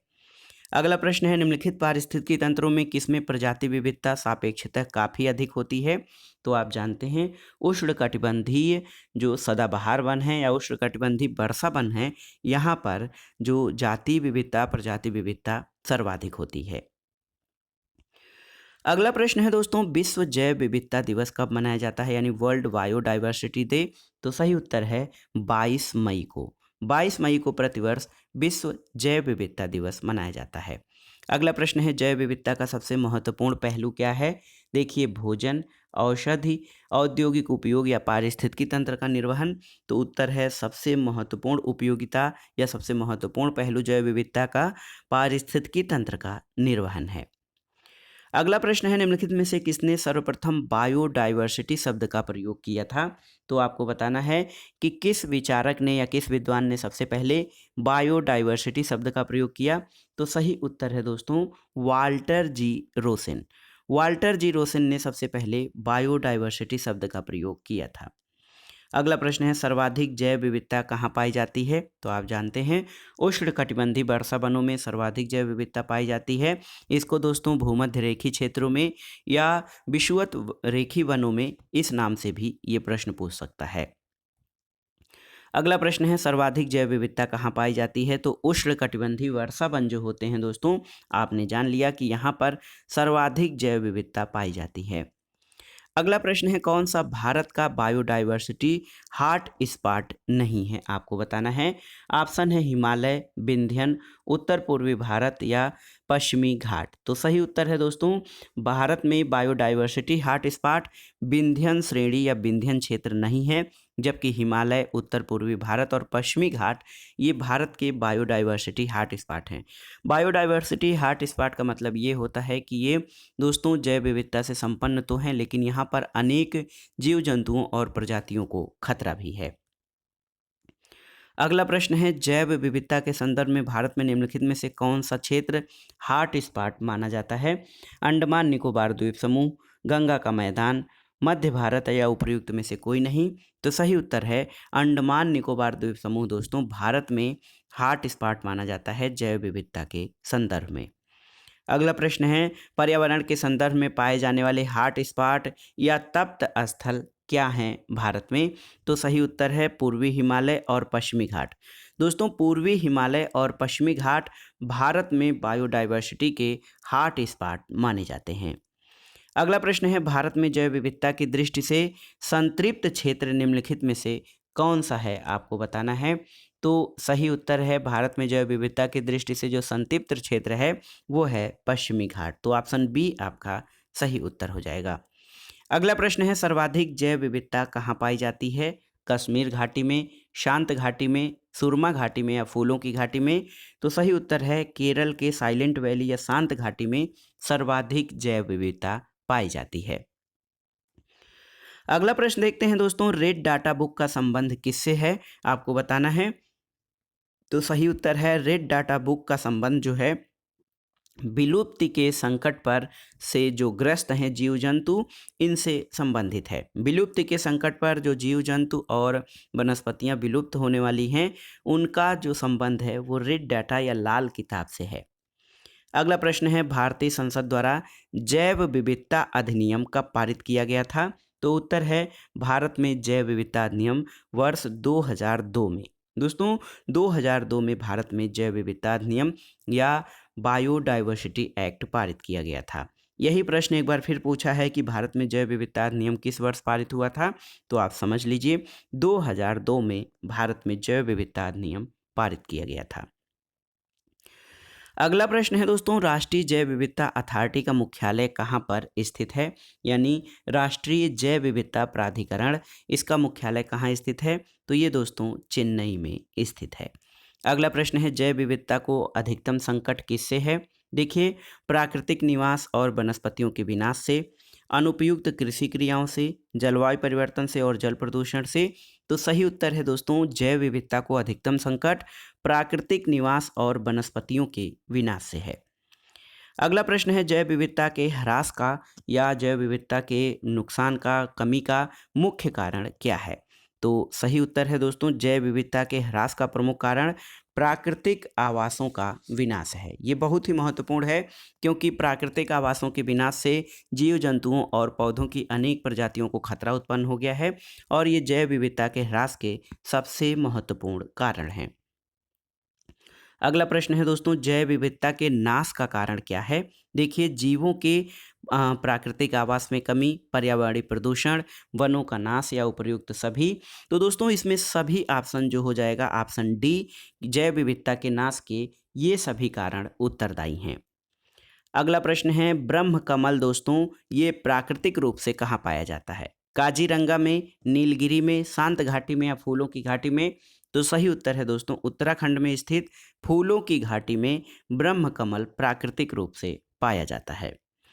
अगला प्रश्न, और आज का जो हमने पार्ट देखा पर्यावरण पारिस्थितिकी का पार्ट 2 जो हम अभ्यास सेट सॉल्व कर रहे हैं, इसका अंतिम क्वेश्चन है कि संयुक्त राष्ट्र संघ ने दशक 2011 से 2020 को किस दशक के रूप में घोषित किया है? तो दोस्तों संयुक्त राष्ट्र ने 2011 से 2020 को जैव विविधता दशक या बायोडाइवर्सिटी डिकेड के रूप में घोषित किया है। दोस्तों इससे आगे का जो पार्ट है हम अगले वीडियो में कंटिन्यू करेंगे। इस चैनल से जुड़े रहें और ये श्रृंखला आपके लिए कितना लाभदायक हो रही है हमें कमेंट बॉक्स में ज़रूर बताइएगा। वीडियो को लाइक करें, शेयर करें और इस चैनल मार्गदर्शन फॉर सिविल सर्विसेज को सब्सक्राइब करें। वीडियो देखने के लिए धन्यवाद दोस्तों, नमस्कार। प्रश्न है दोस्तों, हरित गृह प्रभाव या ग्रीन हाउस इफेक्ट के अभाव में भू सतह का औसत तापमान कितना होगा? ऑप्शन देखिए, 0 degree Celsius, -18 degree Celsius, 5 degree Celsius या फिर -20 डिग्री सेल्सियस। तो सही उत्तर क्या है दोस्तों? सही उत्तर है -18 डिग्री सेल्सियस। और आप जानते हैं कार्बन डाइऑक्साइड, मीथेन ये सब प्रमुख ग्रीन हाउस गैसें हैं और ये कहा जाता है कि ग्रीन हाउस गैसों के अभाव में पृथ्वी का तापमान -18 डिग्री सेल्सियस तक पहुंच जाएगा, क्योंकि ग्रीन हाउस गैसें या ग्रीन हाउस प्रभाव पृथ्वी के तापक्रम को निश्चित बनाए रखने में मदद करता है। अगला प्रश्न है दोस्तों, निम्नलिखित में से कौन सा एक प्राकृतिक रूप में वायुमंडल में पाई जाने वाली ग्रीन हाउस गैस नहीं है? ऑप्शन देखिए, nitrogen oxide, carbon dioxide, methane या फिर ओजोन। तो सही उत्तर है कौन सा प्राकृतिक रूप में वायुमंडल में पाई जाने वाली ग्रीन हाउस गैस नहीं है दोस्तों? तो सही उत्तर क्या हो जाएगा? Nitrogen oxide. दोस्तों नाइट्रोजन ऑक्साइड प्राकृतिक रूप में वायुमंडल में पाई जाने वाली ग्रीन हाउस गैस नहीं है, बल्कि कार्बन डाइऑक्साइड, मीथेन और ओजोन ये ग्रीन हाउस गैसों में जो हैं शामिल हैं। अगला प्रश्न है, देखिए इसी से संबंधित है, निम्नलिखित में से कौन सा ग्रीन हाउस गैस नहीं है? ऑप्शन देख लीजिए, कार्बन डाइऑक्साइड, ऑक्सीजन, मीथेन या ओजोन। तो यहाँ पे हो जाएगा दोस्तों आपका सही उत्तर ऑक्सीजन। ऑक्सीजन दोस्तों ग्रीन हाउस गैसों में शामिल नहीं है। अगला प्रश्न है, वह गैस जो धान के खेत से उत्सर्जित होती है और भूमि के तापमान में वृद्धि करती है, वो कौन सी गैस है? तो धान के खेतों से दोस्तों और दीमक के बिंबे से जो है वो मीथेन गैस उत्सर्जित होती है और ये एक प्रमुख ग्रीन हाउस गैस में शामिल है। तो देखिए धान के खेत से उत्सर्जित होने वाली गैस मीथेन गैस है, जो कि भूमि या पृथ्वी के तापमान में वृद्धि करती है। अगला प्रश्न है, आपको बताना है कि निम्नलिखित में से कौन एक हरित गृह गैस नहीं है? यानी हरित गृह गैस या ग्रीन हाउस गैस आपको बताना है। ऑप्शन देखिए, ऑक्सीजन, कार्बन डाइऑक्साइड, क्लोरोफ्लोरोकार्बन या मीथेन। तो आप जानते हैं ऑक्सीजन दोस्तों ये ग्रीन हाउस गैस नहीं है, जबकि कार्बन डाइऑक्साइड, क्लोरोफ्लोरोकार्बन और मीथेन दोस्तों ग्रीन हाउस गैसों में सर्वाधिक मात्रा या सर्वाधिक महत्वपूर्ण कार्बन डाइऑक्साइड है। और कभी कभी कार्बन डाइऑक्साइड को जीवन के लिए लाभदायक और हानिकारक दोनों ही गैसों की श्रेणी में रखा जाता है। लाभदायक क्यों? लाभदायक इसलिए कि ये ग्रीन हाउस गैस के द्वारा या ग्रीन हाउस गैस इफेक्ट के द्वारा पृथ्वी के तापमान को एक स्तर तक नियत बनाने में मदद रखती है। और दूसरे कार्बन डाइऑक्साइड की अधिकता जो है वायु प्रदूषण के लिए बहुत ही हानिकारक है। अगला प्रश्न है, निम्नलिखित में से कौन सा ग्रीन हाउस गैस नहीं है? यहाँ पर है कार्बन डाइऑक्साइड, मीथेन, प्रोपेन और ओजोन।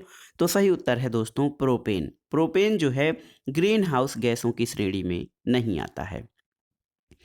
अगला प्रश्न है, पुराना डेटा है कि निम्नलिखित देशों में कौन सा 2015 में सर्वाधिक कार्बन डाइऑक्साइड का उत्सर्जक था? आपको बताना है। ऑप्शन है चीन, संयुक्त राज्य अमेरिका, भारत और फ्रांस। तो सही उत्तर है दोस्तों चीन। चीन दोस्तों कई वर्षों से सर्वाधिक कार्बन डाइऑक्साइड का उत्सर्जक बना हुआ है। अगला प्रश्न है, धुआं में आँखों को प्रभावित करने वाला कौन सा शक्तिशाली उत्तेज्य होता है? तो इसमें कुछ धुएं में कौन सा ऐसा कार्बनिक जो है, कौन सा ऐसा रासायनिक पदार्थ होता है जो आँखों को प्रभावित करता है या उनको उत्तेजित करता है? ऑप्शन है आपके ozone, sulphur dioxide, carbon dioxide या पैरा एक्सीटाइल नाइट्रेट। तो सही उत्तर है दोस्तों धुआं में आँखों को प्रभावित करने वाला जो शक्तिशाली उत्तेज्य है वो है पैरा एक्सीटाइल नाइट्रेट, जिसको शार्ट में दोस्तों PAN कहा जाता है। तो सही उत्तर है ये जो गैस है ये द्वितीयक प्रदूषकों की श्रेणी में आती है और पैराक्सी एसिटाइल नाइट्रेट धुआं में उपस्थित होता है जो आँखों को उत्तेजित करता है। अगला प्रश्न है दोस्तों, मीथेन आप जानते हैं एक प्रमुख ग्रीन हाउस गैस है। ये किससे निकलती या उत्सर्जित होती है? ऑप्शन है केवल धान के खेतों से, केवल दीमक की बाम्बी से, A और B दोनों से और उपरोक्त में से किसी से भी नहीं। तो सही उत्तर है मीथेन गैस दोस्तों धान के खेतों और दीपक की बाम्बी दोनों से, यानी ऑप्शन सी आपका सही उत्तर हो जाएगा। A और B दोनों से निकलती या उत्सर्जित होती है। अगला प्रश्न है, आपको बताना है हरित गृह प्रभाव क्या है? हरित गृह प्रभाव या ग्रीन हाउस इफेक्ट क्या होता है? तो सही उत्तर है दोस्तों वैश्विक ताप में वृद्धि। वैश्विक ताप में वृद्धि को हरित गृह प्रभाव कहा जाता है। दोस्तों हरित गृह जो होता है वो ठंडे प्रदेशों में शीशे के ऐसे जो है घर होते हैं जिसमें सूर्य का प्रकाश अंदर तो आ जाता है लेकिन बाहर नहीं जाता। तो इसलिए अंदर जो है हरित गृह के अंदर एक नॉर्मल टेम्परेचर बना रहता है और इसमें कुछ पौधों की नर्सरी उगाई जा सकती है और अन्य पौधे जो थोड़ा ज़्यादा तापमान जिनको चाहिए उनको उगाया जा सकता है ग्रीन हाउस के अंदर। तो इसी प्रकार हरित गृह प्रभाव जो है ये कार्बन डाइऑक्साइड, मीथेन और अन्य कुछ गैसें हैं जिसके द्वारा संभव होता है। नहीं तो पृथ्वी का तापमान आप जानते हैं 18 डिग्री सेल्सियस तक पहुंच जाता हरित गृह गैसों और हरित गृह प्रभाव के अभाव में। अगला प्रश्न है दोस्तों, आपको बताना है क्योटो प्रोटोकॉल क्या है। तो सही उत्तर है क्योटो प्रोटोकॉल ग्लोबल वार्मिंग को कम करने के लिए प्रयत्न करने के लिए देशों के बीच एक समझौता है और आप जानते हैं क्योटो जापान का एक शहर है। अगला प्रश्न है दोस्तों, निम्नलिखित में से कौन सी गैस ग्रीन हाउस गैसों में शामिल नहीं है। ऑप्शन है कार्बन डाइऑक्साइड, मीथेन, हाइड्रोजन और नाइट्रस ऑक्साइड। तो सही उत्तर है दोस्तों हाइड्रोजन। हाइड्रोजन ग्रीन हाउस गैसों में शामिल नहीं है। अगला प्रश्न है दोस्तों, हरित गृह प्रभाव से वातावरण में निम्नलिखित में से कौन सा परिवर्तन होता है, आपको बताना है। देखिए, ऑप्शन है आपके वायुमंडल में कार्बन डाइऑक्साइड की सांद्रता बढ़ जाती है, वायुमंडल में आर्द्रता बढ़ जाती है, जीवधारियों की संख्या बढ़ जाती है और वायु की गति बढ़ जाती है। तो दोस्तों, ग्रीन हाउस इफेक्ट से वातावरण में जो है कार्बन डाइऑक्साइड की सांद्रता बढ़ जाती है और इसी को ग्रीन हाउस प्रभाव या हरित गृह प्रभाव कहा जाता है। अगला प्रश्न है दोस्तों, पर्यावरण में ग्रीन हाउस प्रभाव में वृद्धि होती है किसके द्वारा, आपको बताना है। ऑप्शन है कार्बन मोनोऑक्साइड के द्वारा, कार्बन डाइऑक्साइड के द्वारा, ऑक्सीजन के द्वारा या उपरोक्त में से कोई नहीं। तो सही उत्तर है दोस्तों, पर्यावरण में ग्रीन हाउस प्रभाव में वृद्धि कार्बन डाइऑक्साइड के कारण होती है और आप जानते हैं कार्बन डाइऑक्साइड महत्वपूर्ण ग्रीन हाउस गैसों में शामिल है। अगला प्रश्न है दोस्तों, हरित गृह प्रभाव मुख्यतया घटित होता है। तो सही उत्तर है दोस्तों हरित गृह प्रभाव या ग्रीन हाउस इफेक्ट जो होता है ये वायुमंडल में मुख्यतः कार्बन डाइऑक्साइड के कारण होता है, इसलिए सबसे महत्वपूर्ण green house gas carbon dioxide को माना जाता है। अगला प्रश्न है, आपको बताना है निम्नलिखित में से कौन सा गैस समूह दोस्तों ये ग्रीन हाउस प्रभाव में योगदान देता है। कौन सा गैस समूह ग्रीन हाउस प्रभाव में योगदान देता है। तो सही उत्तर क्या हो जाएगा दोस्तों, सही उत्तर हो जाएगा कार्बन डाइऑक्साइड और मीथेन। देखिए, कार्बन डाइऑक्साइड और मीथेन जो गैसों का समूह है ये ग्रीन हाउस गैस में सर्वाधिक योगदान देता है। अगला प्रश्न है, निम्नलिखित गैसों में कौन सी एक ग्रीन हाउस गैस नहीं है। यहाँ पर आपको गैस का नाम न देकर उसका सूत्र दे दिया है ताकि आपको थोड़ा समझने में आसानी रहे, तो थोड़ा कठिनाई हो और आप इसका उत्तर अच्छे से न दे पाएँ। लेकिन आप जानते हैं यहाँ पर देखिए कार्बन डाइऑक्साइड है, मीथेन है, नाइट्रोजन ऑक्साइड है और ऑक्सीजन है। तो कौन सी ग्रीन हाउस गैस नहीं है, आप जानते हैं हमारा ऑक्सीजन जो है ये ग्रीन हाउस गैसों में शामिल नहीं है। अगला प्रश्न भी इसी से संबंधित है। देखिए, कौन सी ग्रीन हाउस गैस नहीं है, आपको बताना है। ऑप्शन है मीथेन, नाइट्रस ऑक्साइड, क्लोरोफ्लोरोकार्बन और हाइड्रोजन। तो सही उत्तर है दोस्तों hydrogen. Hydrogen green house gas नहीं है।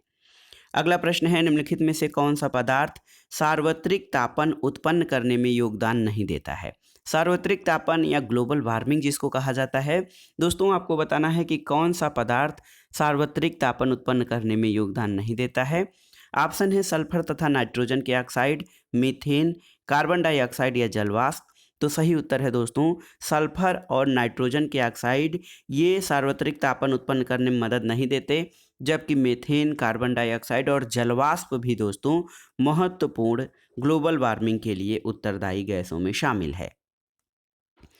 अगला प्रश्न है, निम्नलिखित दशाओं में कौन वैश्विक ताप वृद्धि या ग्लोबल वार्मिंग को इंगित करती है। देखिए, हिमानियों का पिघलाव, सागर तल में उत्थान, मौसमी दशाओं में परिवर्तन और वैश्विक तापमान में वृद्धि। तो सही उत्तर है ऑप्शन डी, उपर्युक्त सभी। दोस्तों ये सभी चीज़ें जैसे हिमानी का पिघलना, सागर तल का उठना, मौसमी दशाओं में परिवर्तन और वैश्विक तापमान में वृद्धि, ये सभी ग्लोबल वार्मिंग के प्रभाव में शामिल हैं। अगला प्रश्न है दोस्तों, भूमंडलीय उष्णता के लिए या भूमंडलीय उष्णता के परिणाम स्वरूप क्या होता है। देखिए, सार्वभौमिक संपर्क अच्छे हो गए, हिमनद द्रवीभूत होने लगे, समय से पूर्व आमों में बौर आने लगा और स्वास्थ्य पर कुप्रभाव पड़ने लगा। तो सार्वभौमिक संपर्क अच्छे हो गए, ये भूमंडलीय उष्णता का नहीं बल्कि भूमंडलीकरण या ग्लोबलाइजेशन का परिणाम है, जबकि भूमंडलीय उष्णता के परिणामों में 2, 3 और 4 हैं। ऑप्शन बी आपका सही उत्तर हो जाएगा। अगला प्रश्न है दोस्तों, यहाँ पर देखिए ग्लोबल तापमान के संबंध में निम्नलिखित कथनों पर ध्यान दीजिए और इसके आधार पर आपको बताना है कि कौन सा कथन सही है। देखिए, ग्लोबीय तापमान का सबसे महत्वपूर्ण परिणाम ये है कि इससे ध्रुवीय बर्फ की टोपियों को पिघलने के बाद समुद्र की सतह में वृद्धि होगी। यदि ग्लोबीय तापमान के वर्तमान स्तर पर नियंत्रण नहीं किया गया तो 2070 तक समुद्र की सतह 1 मीटर तक बढ़ना संभावी है, ये सही नहीं है। विश्व के समस्त मूंगे के द्वीप डूब जाएंगे, सही है। और ये संभावना कि सन 2044 तक फिजी डूब जाएगा और समुद्र तल के बढ़ने से इसी वर्ष तक नीदरलैंड पर एक गंभीर संकट छा जाएगा। तो सही उत्तर है 1, 3 और 4 सही हैं। ऑप्शन कौन सा?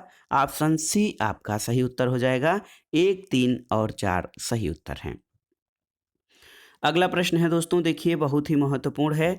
अगला प्रश्न देखते हैं, वैश्विक तापन के लिए सर्वाधिक उत्तरदायी। देखिए, वैश्विक तापन के लिए सर्वाधिक उत्तरदायी गैसें कौन सी हैं आपकी?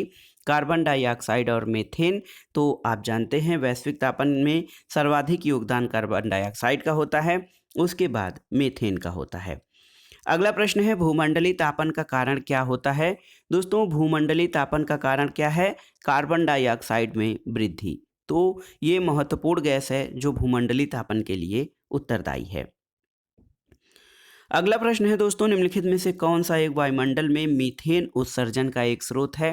देखिए, स्वचालित वाहन निर्वात धूम, इसके अलावा देखिए औद्योगिक चिमनी, खनन या फिर आर्द्रभूमि। तो आर्द्रभूमि, धान के खेत और दीपक की बाम्बी, ये सभी वायुमंडल में मीथेन उत्सर्जन के स्रोत हैं। तो यहाँ पे सही उत्तर हो जाएगा वेटलैंड्स या आर्द्रभूमि वायुमंडल में मीथेन उत्सर्जन का प्रमुख स्रोत है। अगला प्रश्न है, निम्न ग्रीन हाउस गैसों में से कौन ऐसी है जिसके द्वारा ट्रोपोस्फियर में ओजोन प्रदूषण नहीं होता है? आपको बताना है। ऑप्शन है methane, carbon monoxide, nitrogen oxide या जलवाष्प। तो सही उत्तर है दोस्तों वो ग्रीन हाउस गैस कौन सी है जिसके द्वारा ट्रोपोस्फियर में ओजोन प्रदूषण नहीं होता है? तो सही उत्तर है option B, carbon monoxide.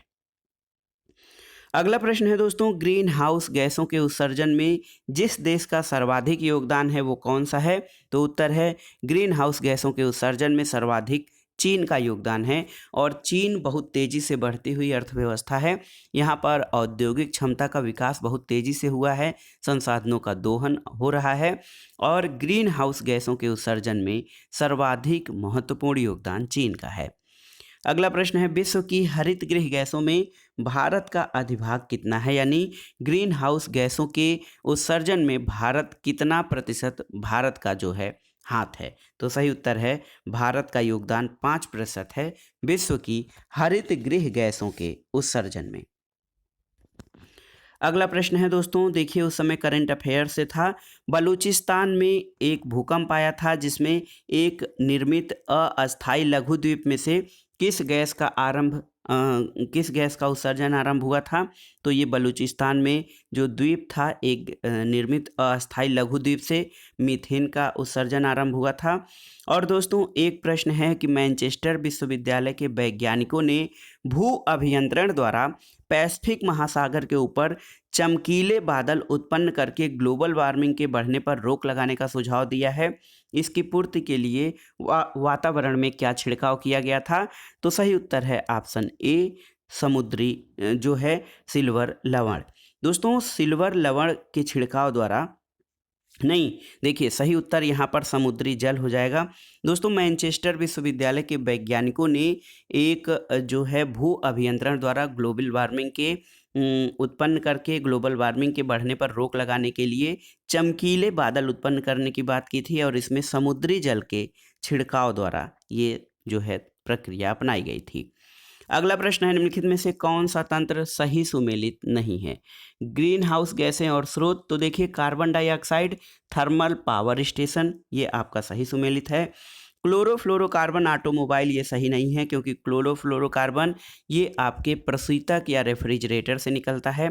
Nitrous oxide जलमग्न धान के खेत और सल्फर डाइऑक्साइड ईंट के भट्ठों से निकलता है। तो सही उत्तर है ऑप्शन बी आपका सही सुमेलित नहीं है। अब आइए देखते हैं जलवायु परिवर्तन और उससे संबंधित संगठन और सम्मेलनों से संबंधित प्रश्नों को। प्रश्न है दोस्तों कि कौन सा वैश्विक ताप वृद्धि या ग्लोबल वार्मिंग का प्रभाव है? समुद्र जल स्तर का बढ़ना, हिम नदी का पिघलना, बीमारी का फैलना और प्रवाल भित्ति का विरंजन होना। तो सही उत्तर क्या हो जाएगा दोस्तों? सही उत्तर हो जाएगा 1, 2, 3 और 4, यानी ये चारों ही जो प्रभाव हैं दोस्तों ग्लोबल वार्मिंग के प्रभाव में शामिल हैं।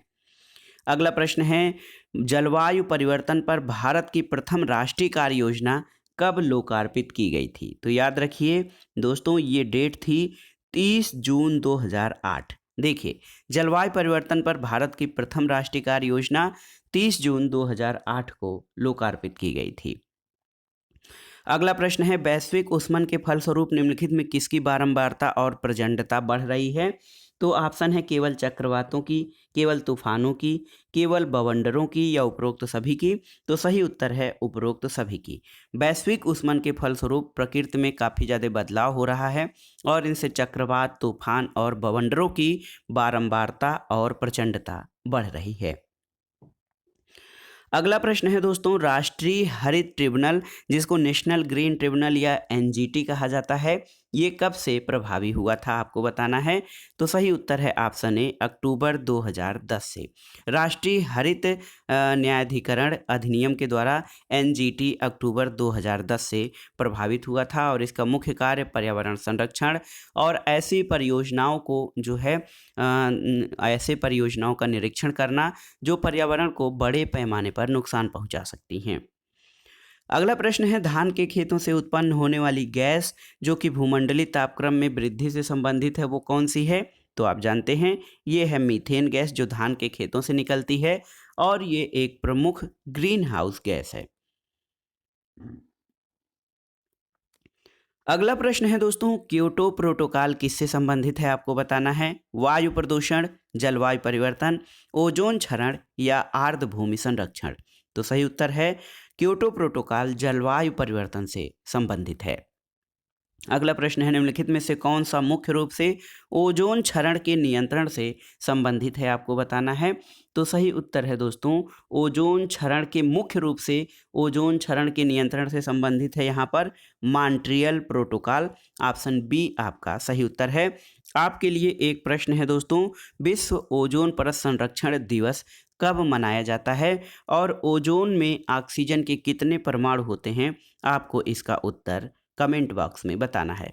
एक प्रश्न ये भी बहुत ही आसान सा कि ओजोन परत वायुमंडल की, ओजोन जो है गैस वायुमंडल की किस परत में पाई जाती है, ये भी आपके लिए प्रश्न है। अगला प्रश्न है, निम्नलिखित में से कौन सा कथन हरित जलवायु कोष या जीसीएफ के लिए सही नहीं है? पहला है, इसकी स्थापना डरबन में आयोजित जलवायु परिवर्तन सभा में हुई थी। तो ये सही नहीं है। ये विकासशील देशों में कार्यक्रमों और नीतियों का समर्थन करेगा, सही है। विकसित देश इसके लिए कोष प्रदान करेंगे, सही है। और ये कोष 2014 से कार्य करना आरंभ करेगा, तो ये भी सही है। दोस्तों, जीसीएफ या हरित जलवायु कोष की स्थापना डरबन में नहीं बल्कि कोपेनहेगन में आयोजित जलवायु परिवर्तन सभा में हुई थी। अगला प्रश्न है, निम्नलिखित में से किसे जलवायु परिवर्तन का क्रायोजेनिक संकेतक प्राप्त किया जाता है आपको बताना है। ऑप्शन है आइस कोर, जीवाश्मित पराग, वृक्ष वलय वृद्धि या इवेपोराइट निक्षेप। तो सही उत्तर है जलवायु परिवर्तन का क्रायोजेनिक संकेतक आइस कोर से प्राप्त किया जाता है। अगला प्रश्न है, निम्नलिखित में से किस आर्थिक सर्वेक्षण में पहली बार धाड़ी विकास और जलवायु परिवर्तन का नवीन अध्याय जोड़ा गया? दोस्तों, भारत में जो इकोनॉमिक सर्वे होता है, इसमें किसमें पहली बार धाड़ी विकास यानी सस्टेनेबल डेवलपमेंट और क्लाइमेट चेंज का नया अध्याय जोड़ा गया? तो सही उत्तर है ऑप्शन बी, 2011-12। दोस्तों, 2011-12 के आर्थिक सर्वेक्षण में पहली बार धाड़ी विकास और जलवायु परिवर्तन का नया अध्याय जोड़ा गया था। अगला प्रश्न है, जलवायु परिवर्तन का कारण क्या है?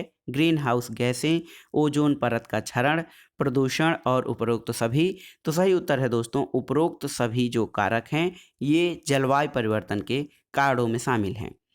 अगला प्रश्न है, भारत की जलवायु परिवर्तन पर प्रथम राष्ट्रीय क्रिया योजना यानी जलवायु परिवर्तन पर फर्स्ट नेशनल एक्शन प्लान जो है कब प्रकाशित हुई थी? तो आप जानते हैं 2008 में, और ये तिथि थी 30 जून 2008 को। अगला प्रश्न है दोस्तों, नीचे 2 वाक्यांश दिए गए हैं, आपको बताना है कि प्राकृतिक वनस्पति जलवायु का सही सूचकांक होता है, ये सही है, और जल प्रिय पौधे आर्द्र जलवायु में पाए जाते हैं, ये भी सही है। तो सही उत्तर है ऑप्शन ए और आर दोनों सही हैं, और आर ए का सही व्याख्या भी करता है। अगला प्रश्न है, निम्नलिखित में से कौन सा एक भारत के राष्ट्रीय जलवायु परिवर्तन कार्य योजना के 8 मिशन में शामिल नहीं है? ऑप्शन है सौर शक्ति, वनीकरण, नाभिकीय शक्ति या अपशिष्ट से ऊर्जा परिवर्तन। तो सही उत्तर है नाभिकीय शक्ति। दोस्तों, न्यूक्लियर पावर जो है ये भारत के राष्ट्रीय जलवायु परिवर्तन कार्य योजना के 8 मिशनों में शामिल नहीं है, जबकि सौर ऊर्जा, वनीकरण, अपशिष्ट से ऊर्जा परिवर्तन ये सभी राष्ट्रीय जलवायु परिवर्तन कार्य योजना में शामिल हैं। अगला प्रश्न है, आपको बताना है कि निम्नलिखित औद्योगिक देशों के समूहों में किसने क्योटो प्रोटोकॉल को स्वीकार नहीं किया है? तो सही उत्तर है दोस्तों संयुक्त राज्य अमेरिका और ऑस्ट्रेलिया ने क्योटो प्रोटोकॉल को स्वीकार नहीं किया है। अगला प्रश्न है, निम्नलिखित में से कौन जलवायु परिवर्तन के प्रमुख कारक हैं? देखिए, जीवाश्मिक ईंधन का अधिकाधिक प्रज्वलन, तेल चालित स्वचालकों की संख्या विस्फोटन, सौर धधक में वृद्धि या अत्यधिक वनोन्मूलन। तो सही उत्तर है जीवाश्मिक ईंधन का अधिकाधिक प्रज्वलन, तेल चालित या स्वचालित वाहनों का विस्फोटन, सौर धधक में वृद्धि नहीं है, और अत्यधिक वनोन्मूलन। तो 1, 2 और 4 ये दोस्तों जलवायु परिवर्तन में प्रमुख कारकों में शामिल हैं। अगला प्रश्न है, नीचे 2 वक्तव्य दिए गए हैं। कथन है दोस्तों, भारत में जलवायु परिवर्तन से सामाजिक तनाव बढ़ रहा है, ये सही है, और मौसम की चरम दशा की बारंबारता और तीव्रता से खाद्य सुरक्षा पर गंभीर प्रभाव पड़ेंगे। तो ये भी सही है।